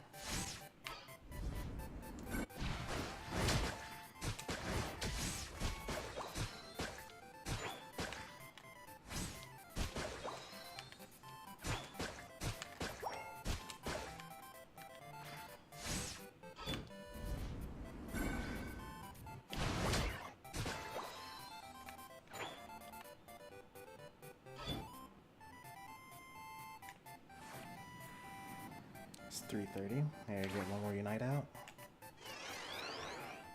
If they push. U2 transforms back.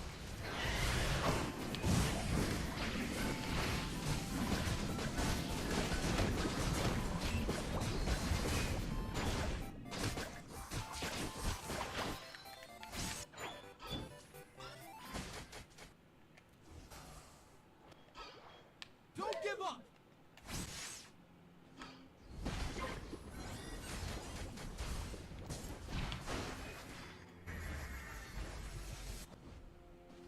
Can we retreat? Like, there's no way we score this.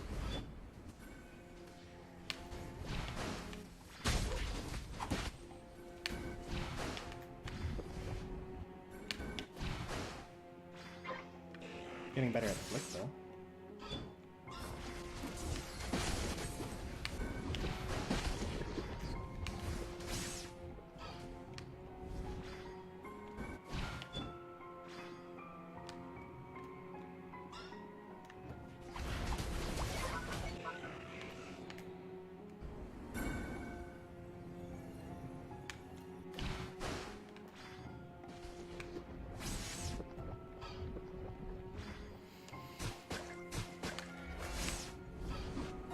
The final stretch! You're in trouble!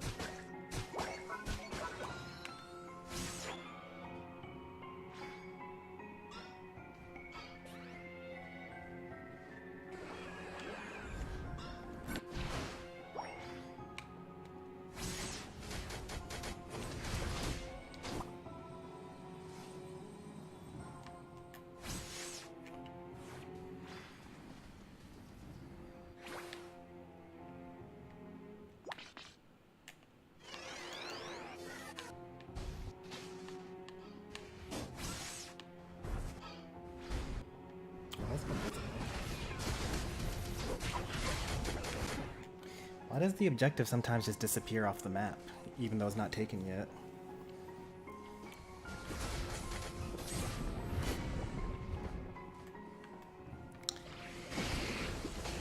You can do it! Go! It's really tough when you got What a lane goal! partners like that.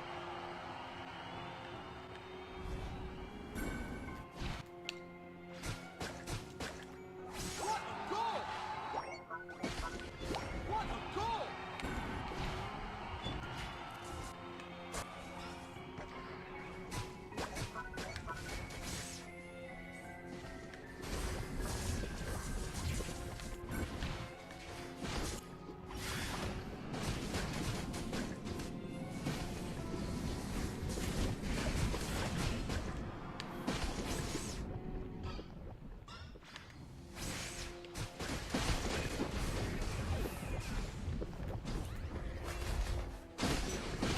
Like, you can't even press the A button.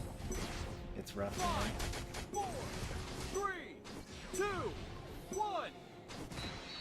Time's up. Alright, one more battle.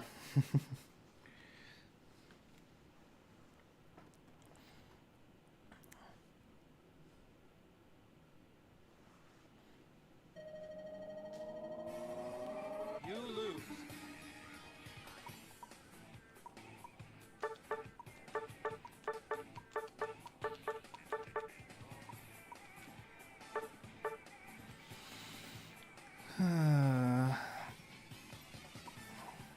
It's just a difference of Mewtwo's. They didn't even have like a good Chandelure either.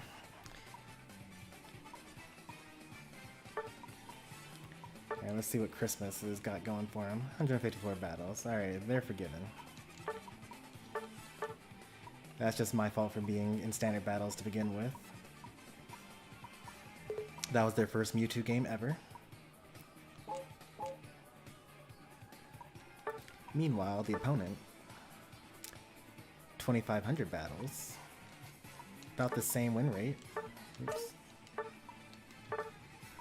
Higher win rate overall, although they don't place, they only have 200 ranked battles at all. 45 games.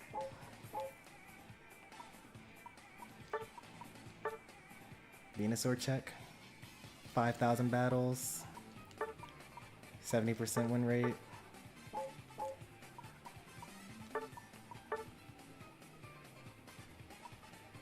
So about a quarter of the battles. We didn't even have a support, but let's do a tank diff here. 240 battles.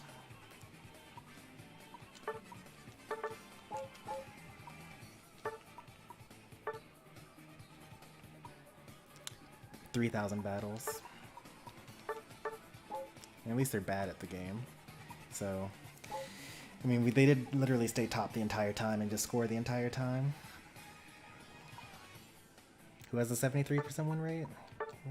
Did anyone have a 73% win rate? I don't think anyone did. Did Venusaur have 73?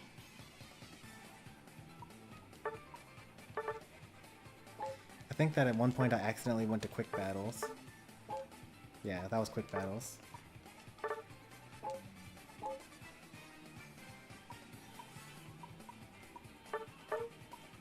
Oh, Mewtwo on our side? I mean, their win rate doesn't matter because they have like no ranked games. Like they're in beginner class basically. Like all of these, so they have 55 battles, right? Total. The first 5, so like there's beginners 1, 2, 3. So, or 3, 2, 1, I guess. So then these battles are still in beginner rank. Like this is beginner rank 2, this is beginner rank 1, this is great rank, and then here's like expert or something like that for a while. Yeah, they're veteran 5, so they just got out of expert class. So they it's like they're supposed to have a high win rate. That's why your win rate doesn't really matter until you have like a lot of battles. Because the first few are free because you're playing against bots the entire time.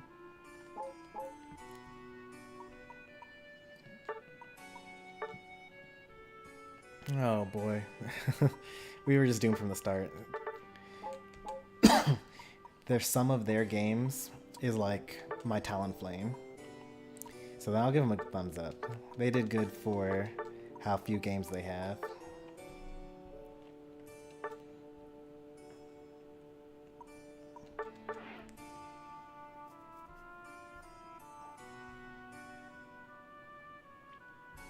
Alright, last battle for the stream. That's just a matchmaking thing. Our trio has 600 total games. Their trio has one player with 6,000 games.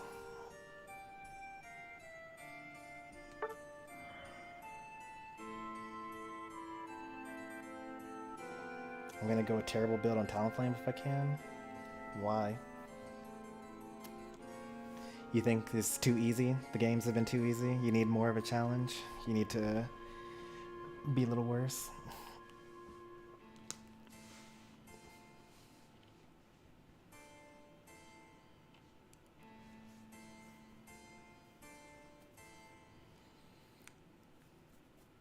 Although I guess going Talonflame at all would be kind of making things hard for yourself.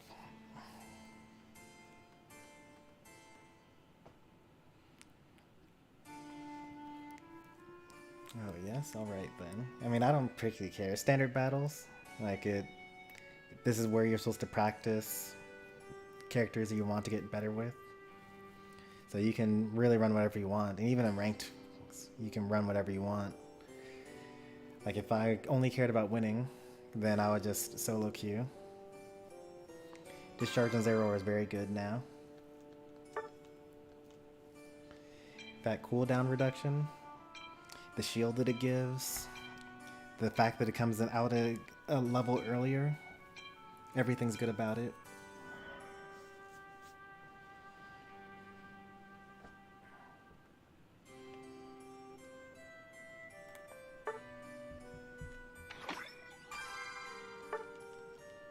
I think we got the tickets, which means that on Saturday's stream we should get the emblem box.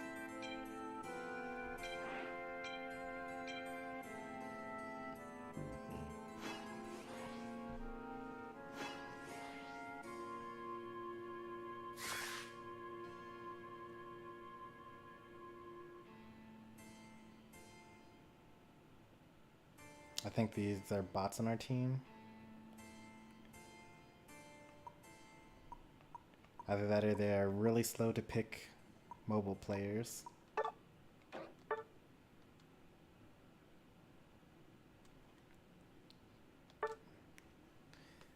That's a lot of melee.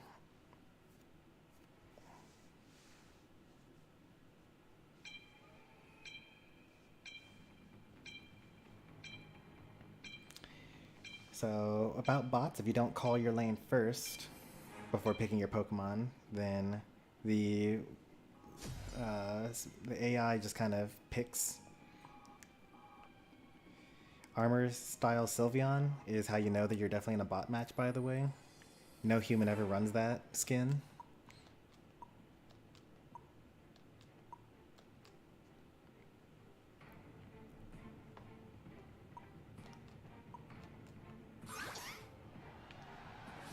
Ready, go!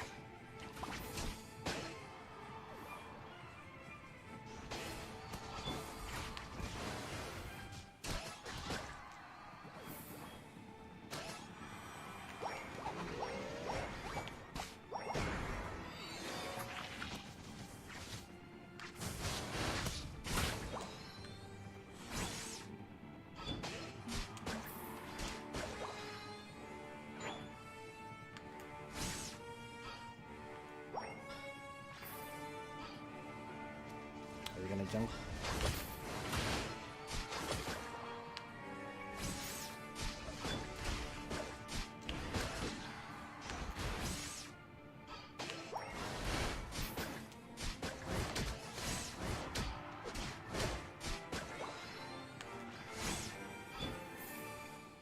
You didn't clear your jungle in time, or you didn't get back to your jungle in time, which means that you couldn't clear it in time, which means you're not level 7 yet, in time for the birds.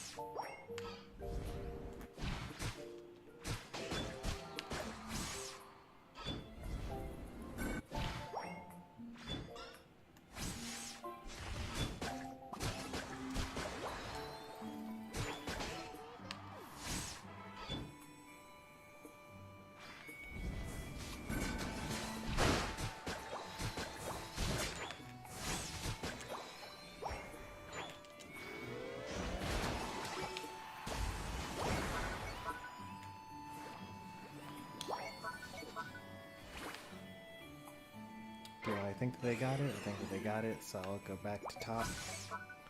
Also, bots always go to top.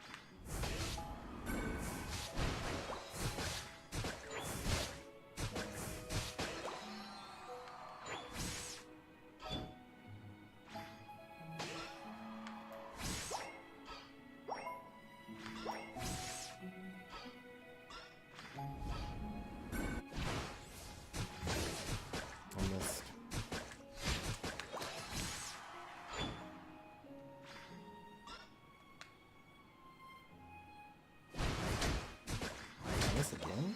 Okay. Missing twice in a row would have been kind of crazy.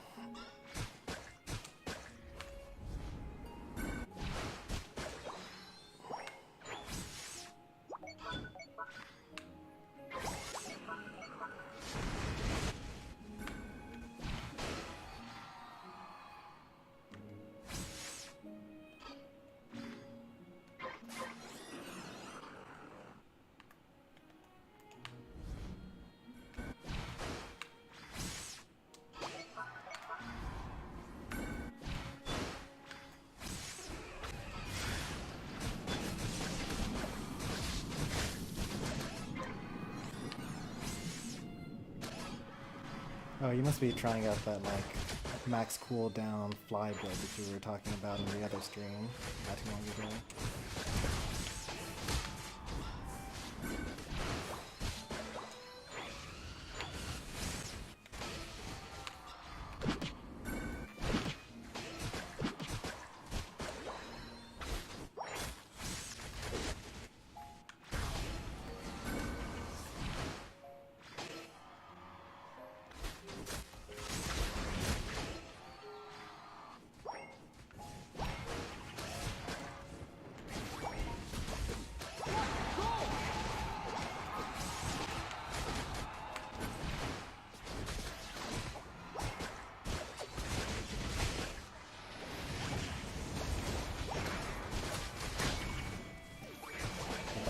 Dies. Okay, thank goodness it was before, whereas while they're all dead.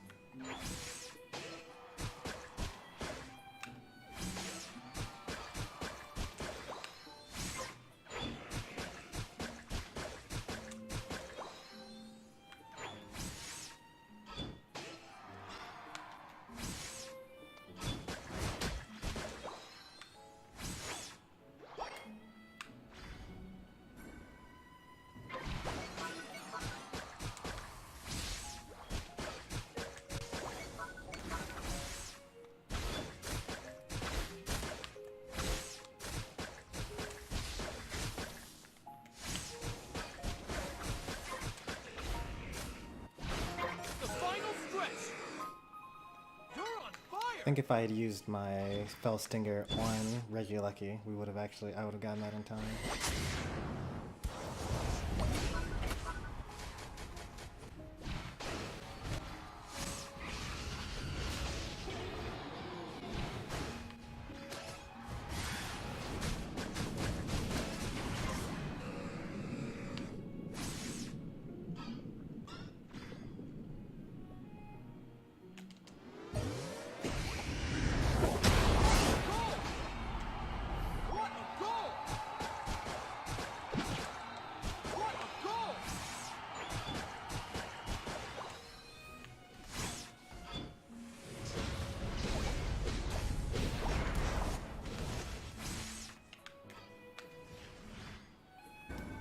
Oop, that was terrible.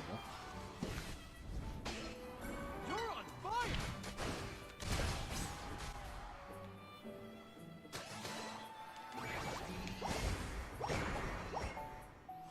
What a goal!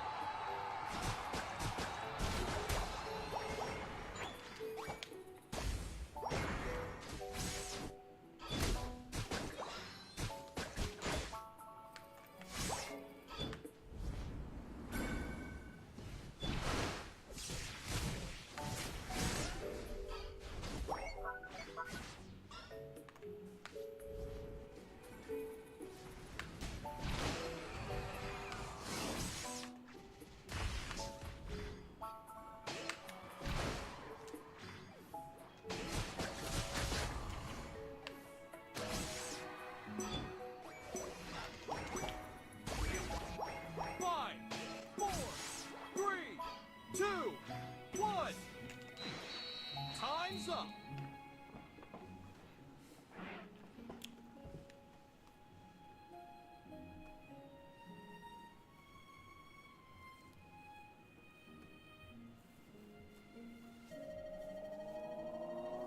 You win!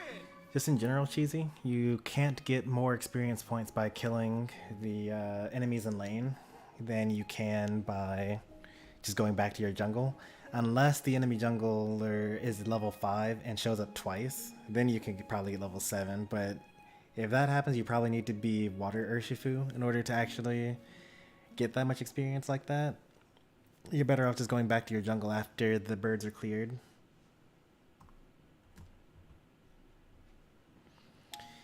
I mean, you really are only shaving off half of a second with your flies if you're doing it right.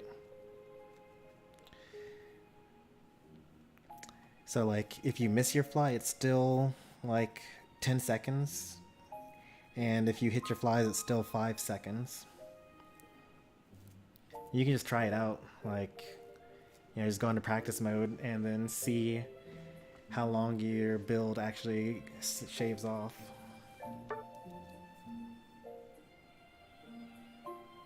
It doesn't go from 7 to 4. I mean, maybe with blue buff as well. Yeah, I mean, I can just try it out here. I happen to have a max cooldown. Well, not quite max cooldown, but I have a mostly cooldown build.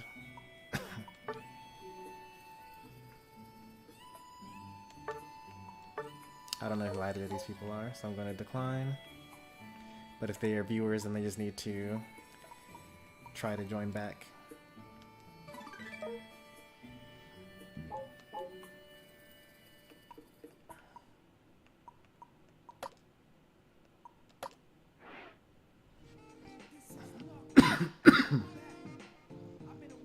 I actually don't know what your Talonflame build was, but I could guess.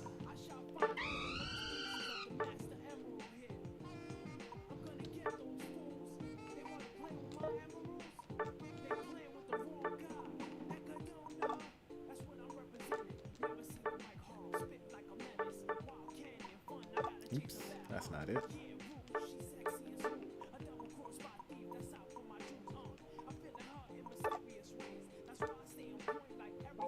Oh, this one doesn't really matter too much.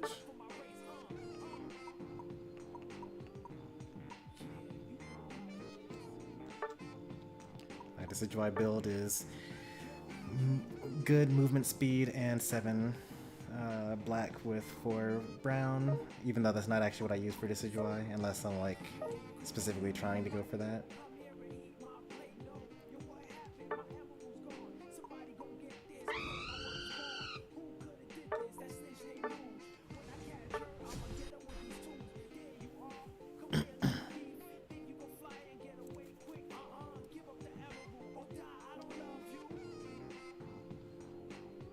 So you get fly at level 7.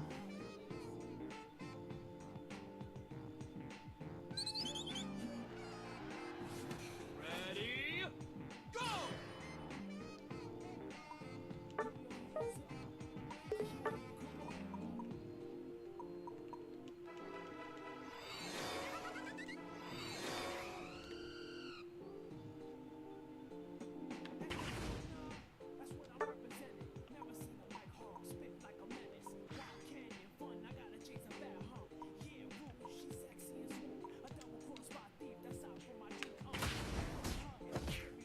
Alright, so I don't hit a person.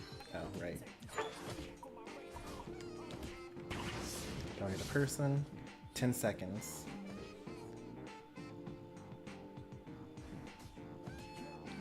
Which is about what it's supposed to be. Hit a person.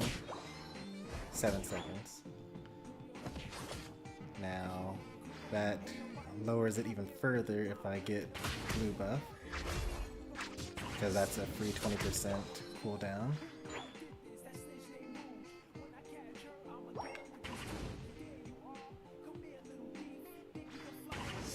So don't hit anything, 8 seconds instead of the 10 seconds, which makes sense because it's 20%. 5 seconds instead of 6 seconds. At level 9, I get 20% cooldown instead of 10% cooldown. And now it's at 7 seconds if you miss your fly.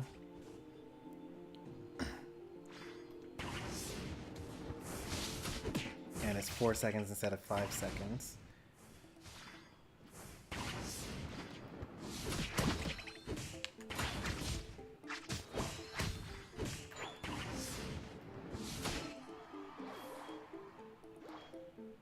Alright, so let's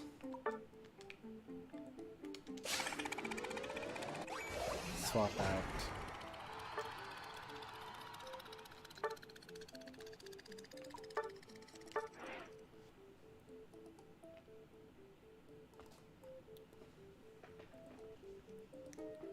so we got it as low as 4 seconds. You win!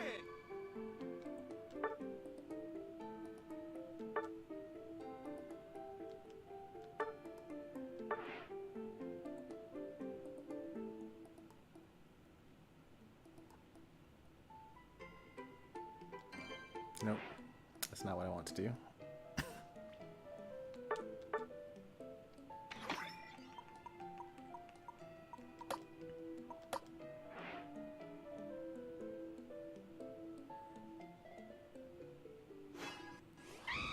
Let's go with a more traditional Talonflame build, maybe.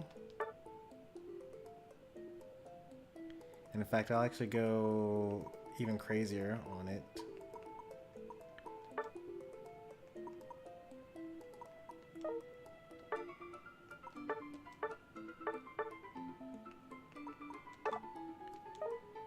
And I'll keep the cooldown reduction emblem set. No, actually, you know what? I'll go.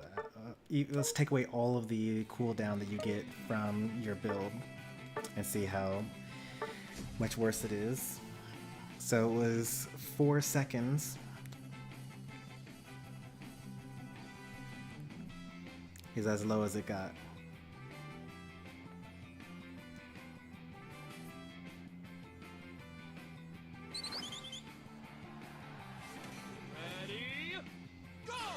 So no black emblems.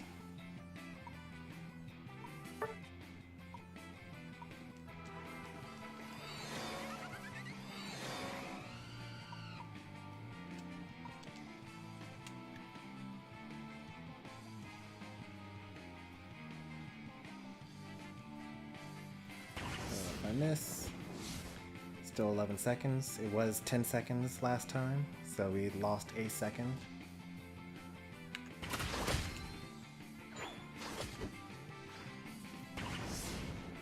Hit someone.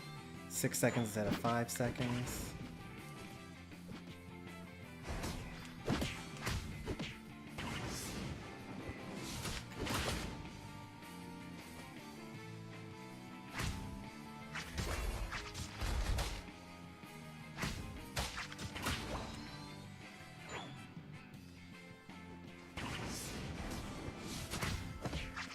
Seconds instead of 5 seconds, I guess. And then let's level ourselves up again.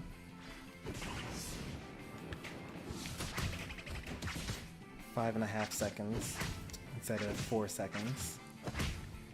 So even though we did minimum cooldown, we lost a second and a half. So then you gotta ask yourself, okay, a second and a half over and over again, is that worth it? So you used up 2 item slots and a whole emblem page. So you have like less HP than you would have had. Am I getting hurt? Okay, I am. He's just like so underleveled compared to me. Is he invincible? I think he is. Yeah, he is invincible.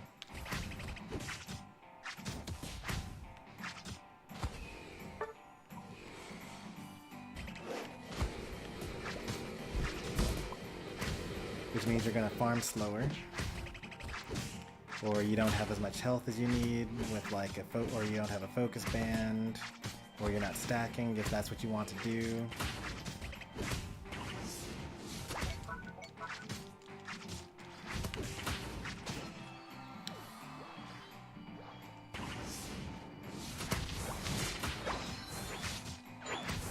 I mean, I say like you definitely go for it and like see what that feels like in actual combat.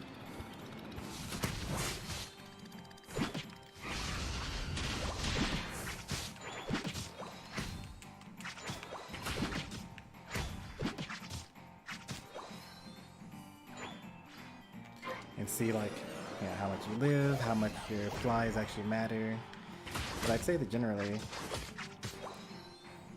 you you know, could do anything in the middle, right? Like you don't have to go all in on cooldown.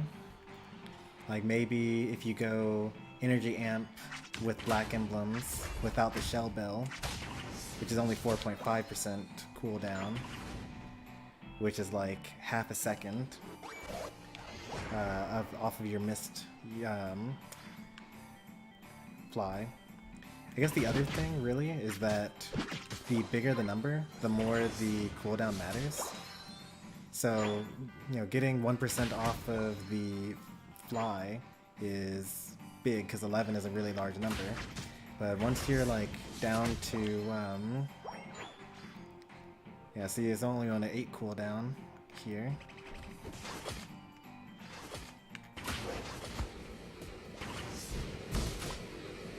Five seconds instead of 4 seconds.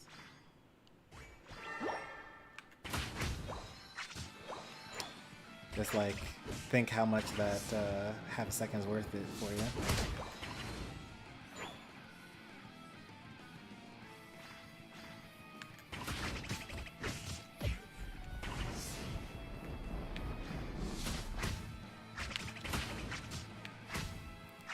I feel like if this Snorlax decided to just turn around and fight me, I would just die.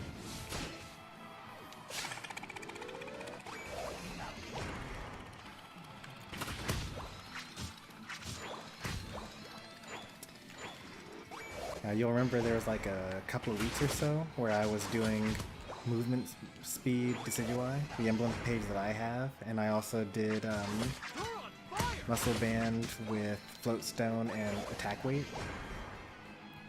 The idea was that, you know, you would just stack early and then you would you know, be able to kite people with arrows, which is something that Decidueye usually can't do.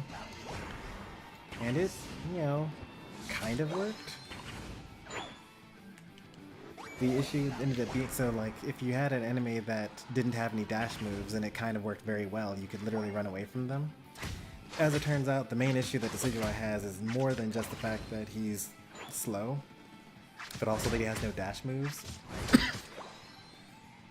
So once you start getting things like, you know, Caesar just like double hitting all over the place, or bullet punching, or Leafeon using Leaf Blade to move all over the map, Mewtwo teleport, things like that, it turns out that movement speed doesn't actually help hit the issue.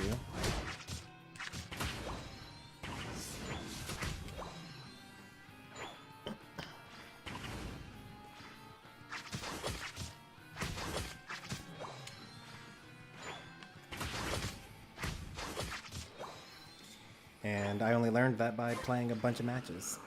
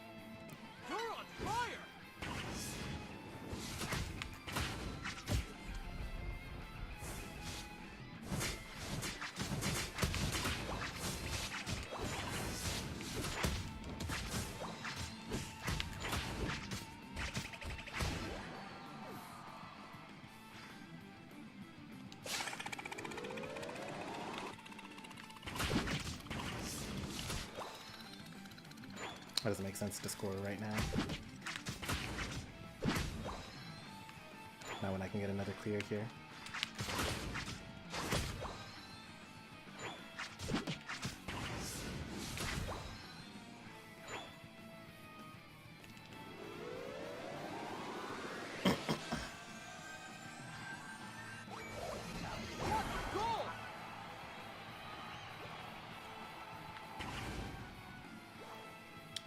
Probably should use Float Stone instead.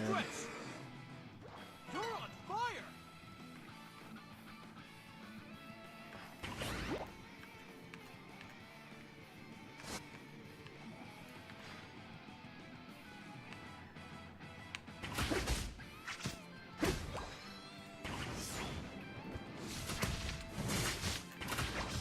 I'm gonna use Gold Gear at least.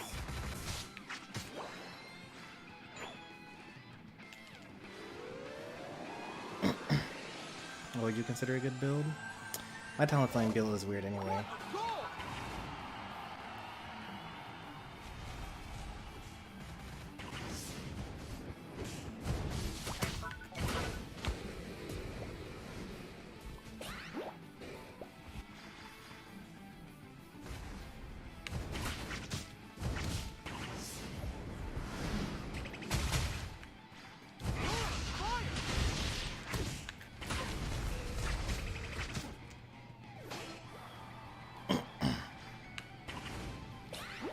I think that I most commonly run attack weight,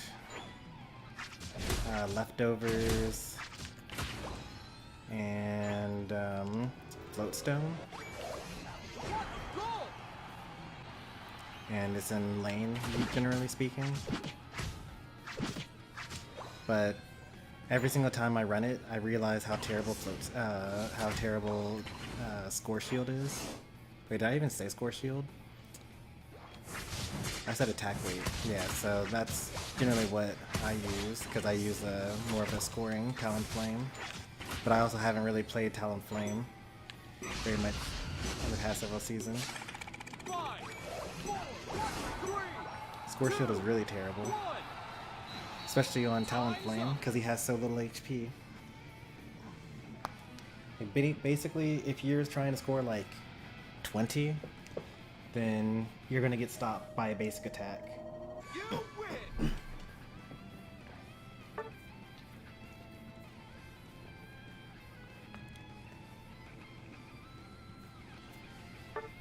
So let me see. What if I had to build a Talonflame build?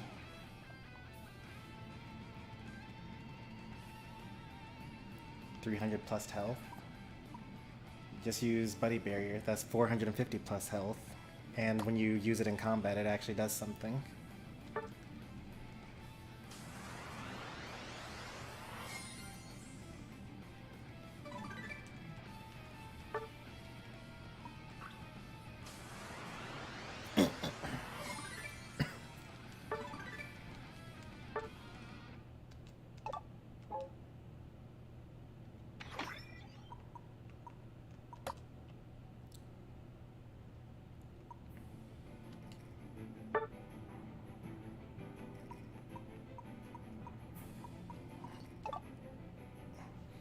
So the goal of the Speedster is to have really high burst damage.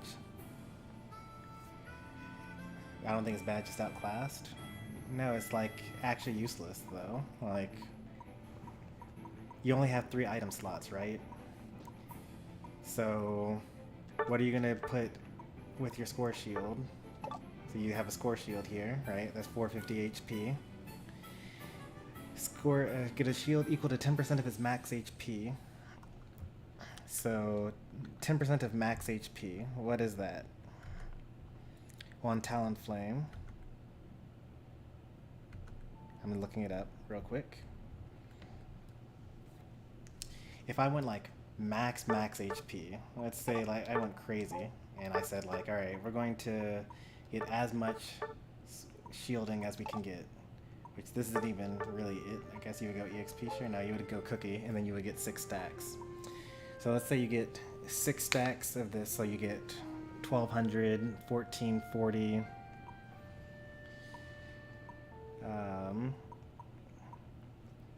And then plus 900, so that's 1340. 10% of that is 100 HP.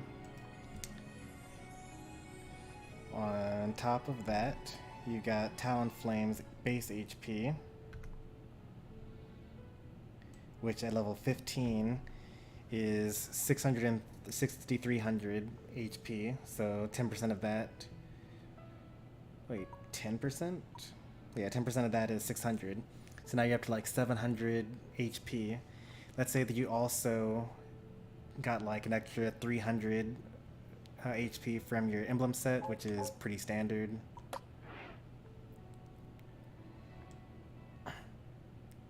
So like that's like generally what you would get from a standard set, 300 HP. So that's another 300, so that's 30 points. Let's just, you know, bump it up.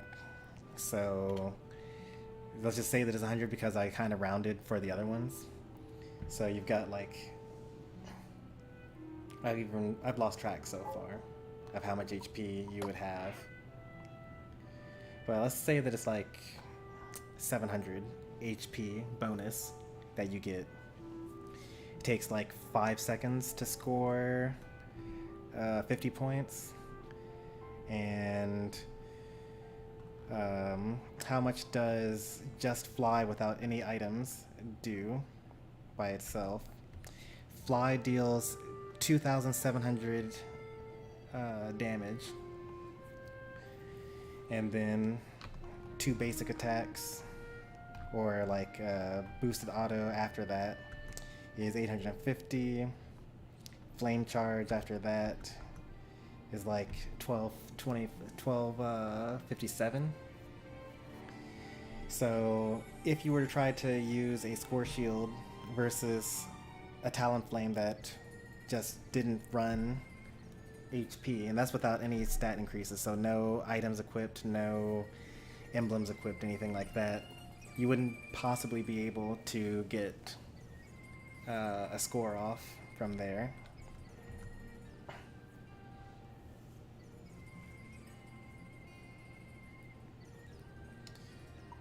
Well, yeah, the benefit of Score Shield is that it's based off of your base HP. So, or not even your base HP, just your HP.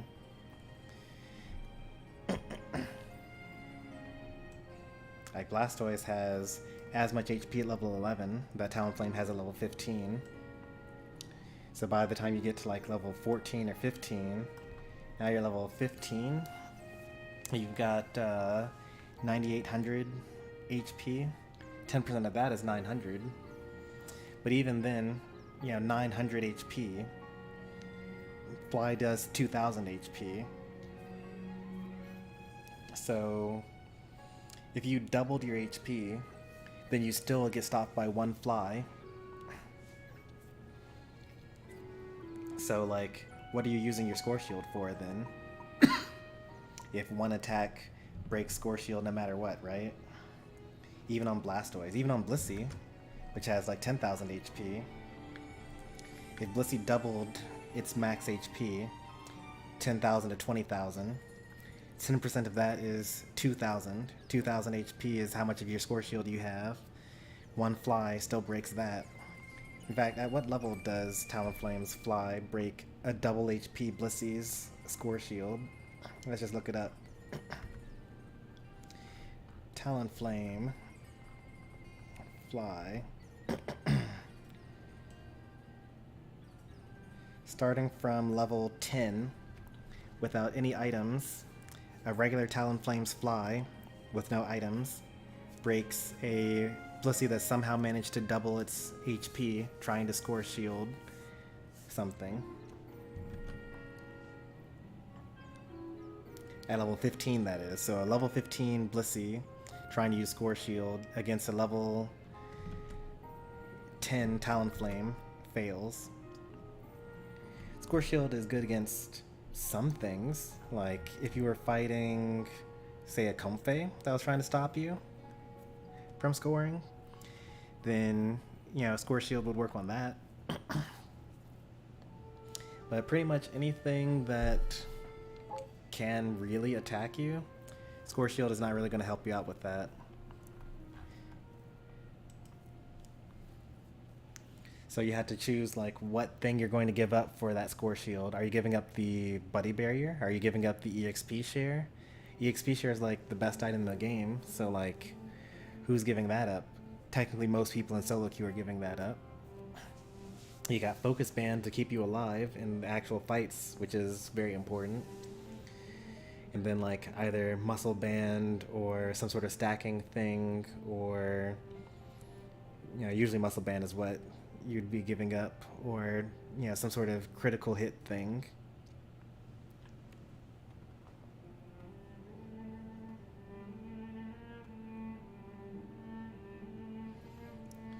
I think you could use it for cases. If you already have come close to finishing your score, then someone comes in, they have to attack fast enough. Well, I mean, yes, but one attack is the thing that you need. Like, one fly deals enough damage to break score shield on double HP Blissey. Let's look at something else, like, snipe shot.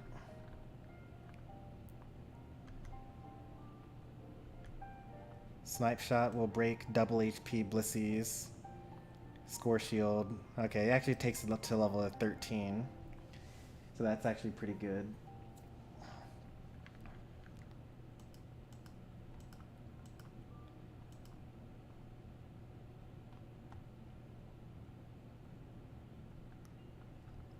But still, that Blissey has to be level 15 in order for that to work out for them. And that's also without any items. Also, that's not counting for the 20% buff from being far away. So then let's see what that would take, when that would happen.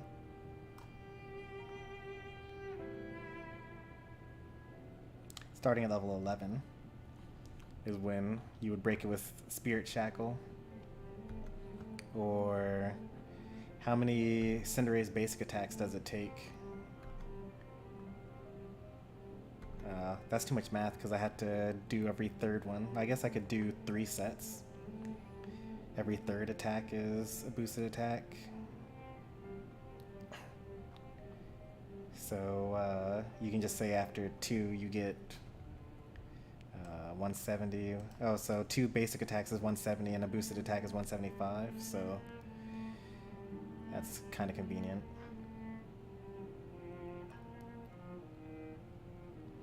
The only real thing about Score Shield that you can really make benefit of is if like your whole team is trying to push on a goal as they have jump pad, and then you all start scoring at the same time. Then if the opponent only is able to hit like one of you, or if they only hit the one that's closest to you, or the person that has the lowest HP, then they might not hit you, and then you might actually get your score off if they jump pad down, because you don't get knocked up from the jump pad. But yeah, it's pretty rough to make it work. Like if you dedicated a whole playstyle to it, where you just like literally ran away from the enemy the entire battle and waited for your score shield to come off a cooldown, and then you tried at some goal, and then if you got stopped, you would just run away again, and then wait till your score shield come off cooldown, and you would try at the opposite goal over and over again. Then I could see it working. You would run something like Score Shield, Leftovers, Floatstone, and you would run something like Greedent or Talonflame, or like probably mostly Greedent or Sableye. So like if you absolutely dedicated all of yourself to that, then it might be worth having as your third item. Another way we could look at thinking about this is by going through every example build on every Pokemon and seeing if any of the top 3 ranked players use Score Shield on any of their sets. Now, this is kind of misleading though, because the top ranked of every Pokemon are mostly going to be the people that are farming quick battles. Maybe Blastoise might have it in there. Yeah, the Blastoise has it in there for the stacking, so that they can get their rapid spin off. So there's like one. Oh no, what is this? What even actually is that? Hang on, who's the top ranked Pikachu player?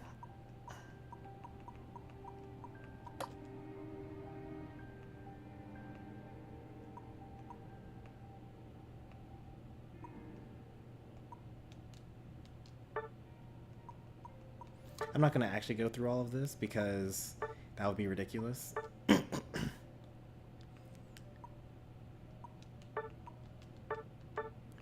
Oh no. Well, there's your top ranked Pikachu player that uses Score Shield. In ranked, they have a negative impact on their team.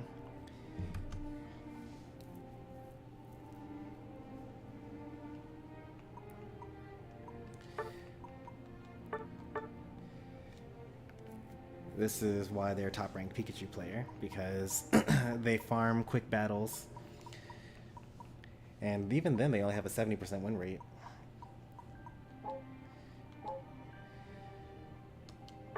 That's why you can't just trust what they're doing. You have to kind of see for yourself. I don't even really need to look up this person. They have a 48% win rate on their Blastoise, even though they have 4,000 wins. But you can see that they're like actively harming their team, and that was the other Blastoise, or that was the other person that had Score Shield on their build.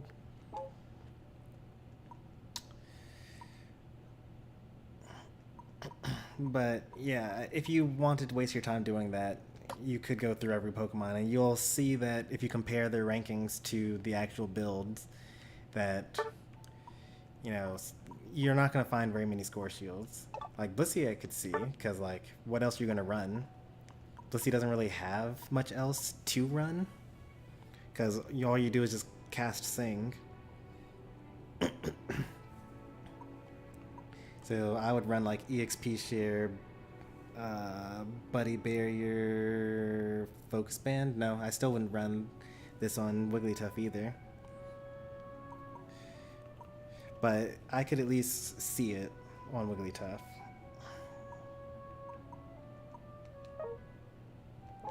I wish that I could like just see the rankings from here. Is that actually what my I was just making that up on the fly, but I think that's actually what my build is. Yeah. Even on Wigglytuff.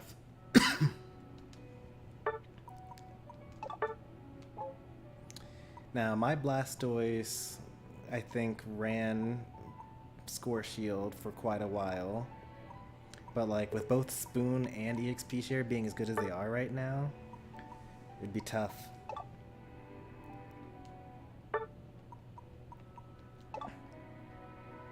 No, this was for Flail X, so you should ignore that for sure. This is supposed to be EXP Share.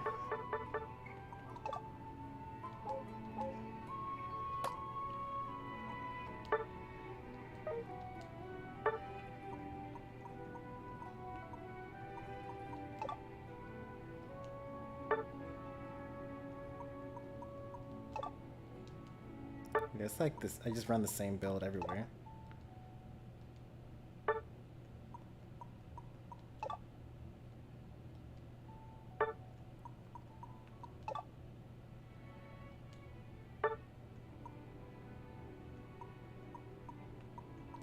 My Greedent maybe? No, not even my Greedent? Okay. I actually have not used Umbreon yet. I don't even own Umbreon.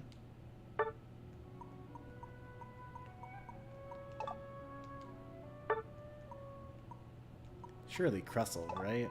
There you go. My Crustle uses Score Shield. Have I used Crustle since the Score Shield nerf? I don't even remember.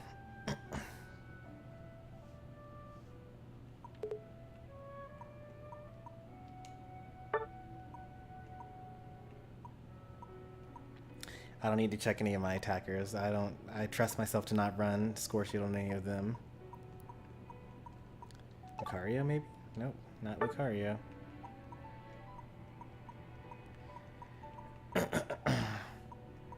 I couldn't imagine who I would run Score Shield on. Machamp maybe? No.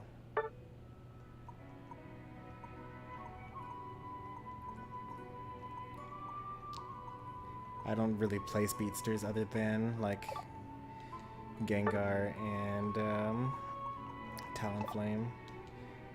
And also, oh, let me take that off before I accidentally throw. What would I use here?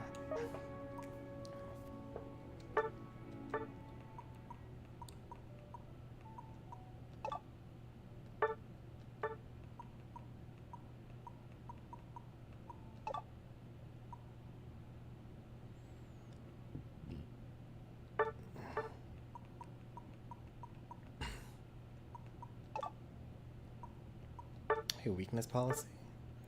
Weakness policy doesn't make any sense.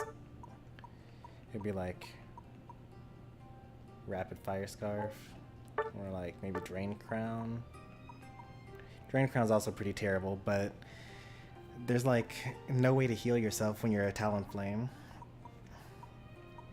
Energy Amp would be good. I think that's probably the best build. It's not what they use, but I could see why Razor Claw would be good there.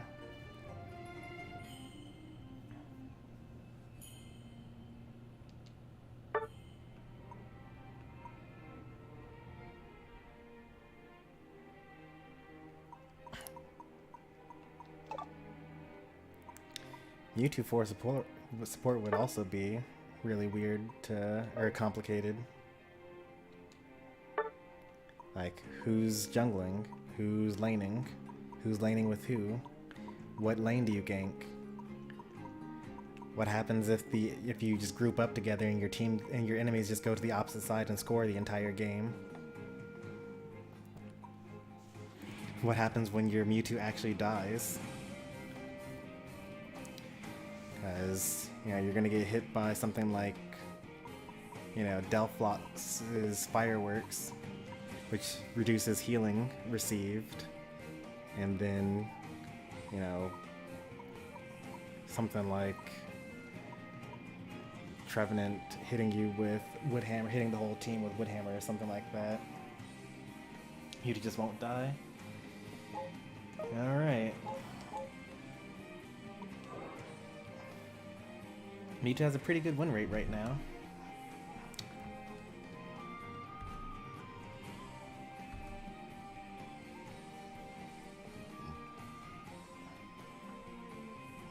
Frenzy nerf happened after day 1, so this is past the time where you would be able to see the effects of that.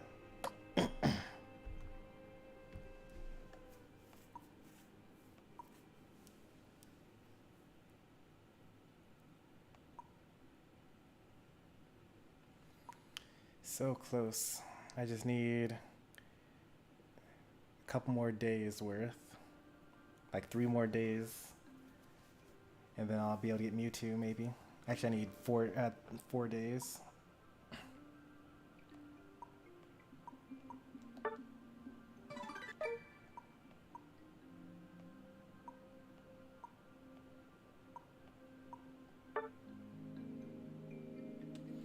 Alright, let's take a look, see. Mewtwo with a 55.58% win rate right now, with a 55.95% pick rate, which is good, but like Zacian had a higher one. Whew, that's a crazy bias. 79.84% bias. So like, if you don't have Mewtwo on your team, you're pretty much just going to lose, according to this. His lowest build pick is Full Heal, Side Strike, Recover. That actually has a 48% win rate. Most people are using Future Sight and Teleport. The highest win rate build is Full Heal, Future Sight, Teleport.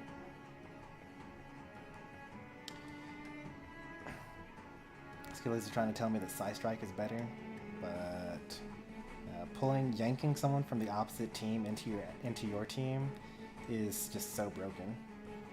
And then you can like yank them in and then teleport out, or you can teleport out and then yank them with you.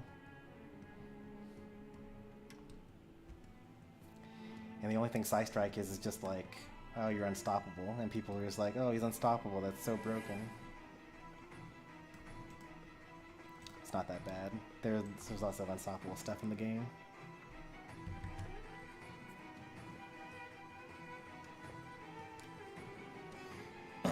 I got the idea when Zacian and 4 supports was a thing. Well, I mean, 4 supports plus some carry has been a thing since Season 1.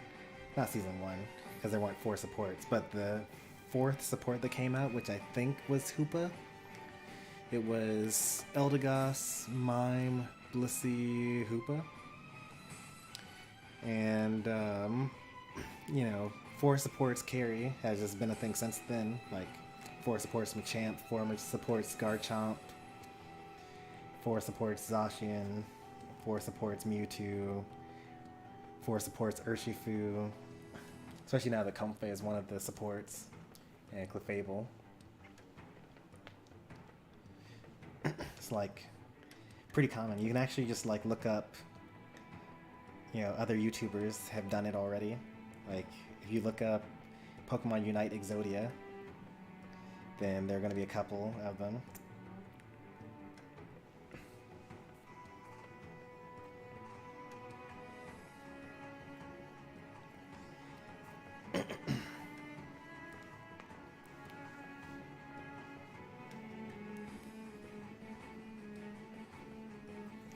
Don't let them escape. I mean, if you're fighting against bad players that keep on running into you on respawn one after another, then you'll probably do fine with that. But if you're fighting against people that like wait until everyone's regrouped and then they use the invincibility to jump pad away from you, or they like, you know, just kill you once and then take the Ray. And then you also have to deal with the fact that you're Mewtwo plus 4 supports, and you're probably going to be fighting Mewtwo plus Defender plus Attacker plus Support plus, you know, something. Probably Mewtwo 2 Defenders, Attacker, Support, which is probably going to be better. Because you're going to be spending all of your time damaging the tank that's going to be being healed while you're just taking damage from everyone else. Or like, what happens when you get mean looked? Or what happens if the other Mewtwo casts Future Sight on one of your supports and yanks them into their team and kills it?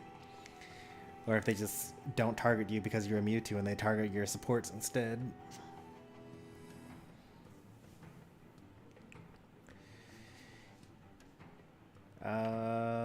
I'm just now noticing that Alchemy is here.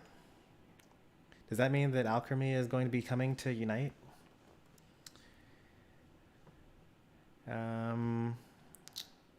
What's it called?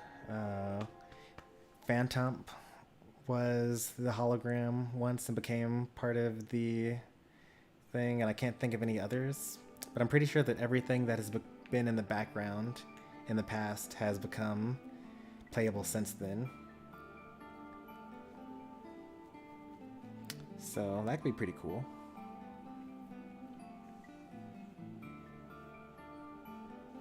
When you respawn, you're invincible long enough for you to use the jump pad to get away.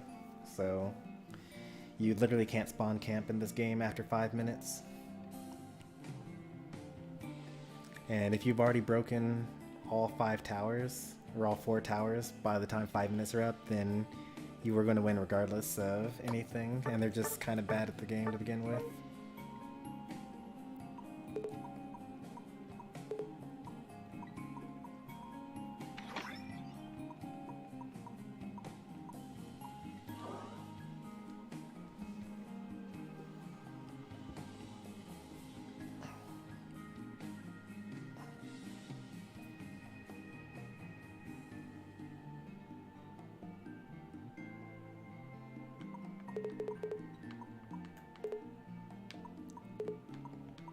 I'm extremely confident in my perfect builds made perfectly with the biggest brains. I'm pretty sure that you're quite confident. I'm not doubting that. Just try them out. See what your number of games and wins was before, and then play some games and just gather some data.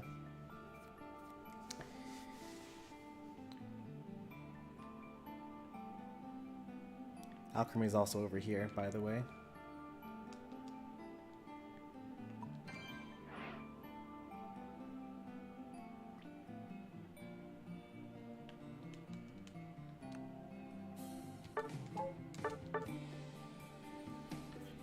Alright. We just hit the 3-hour mark, so I'm going to go ahead and end the stream now. It's just the 2 of us watching right now, so I'm not going to raid anyone. But as always, if you enjoyed today's stream, be sure to leave a like. And if you want to see more from me, be sure to subscribe. Tomorrow is Smash, Friday is Smash, Saturday is Unite, Sunday, I have to figure it out. It will either be Forspoken or it will be Final Fantasy 16. Haven't decided on that yet. But thanks for watching, and I'll see you next time. Take care, and goodbye.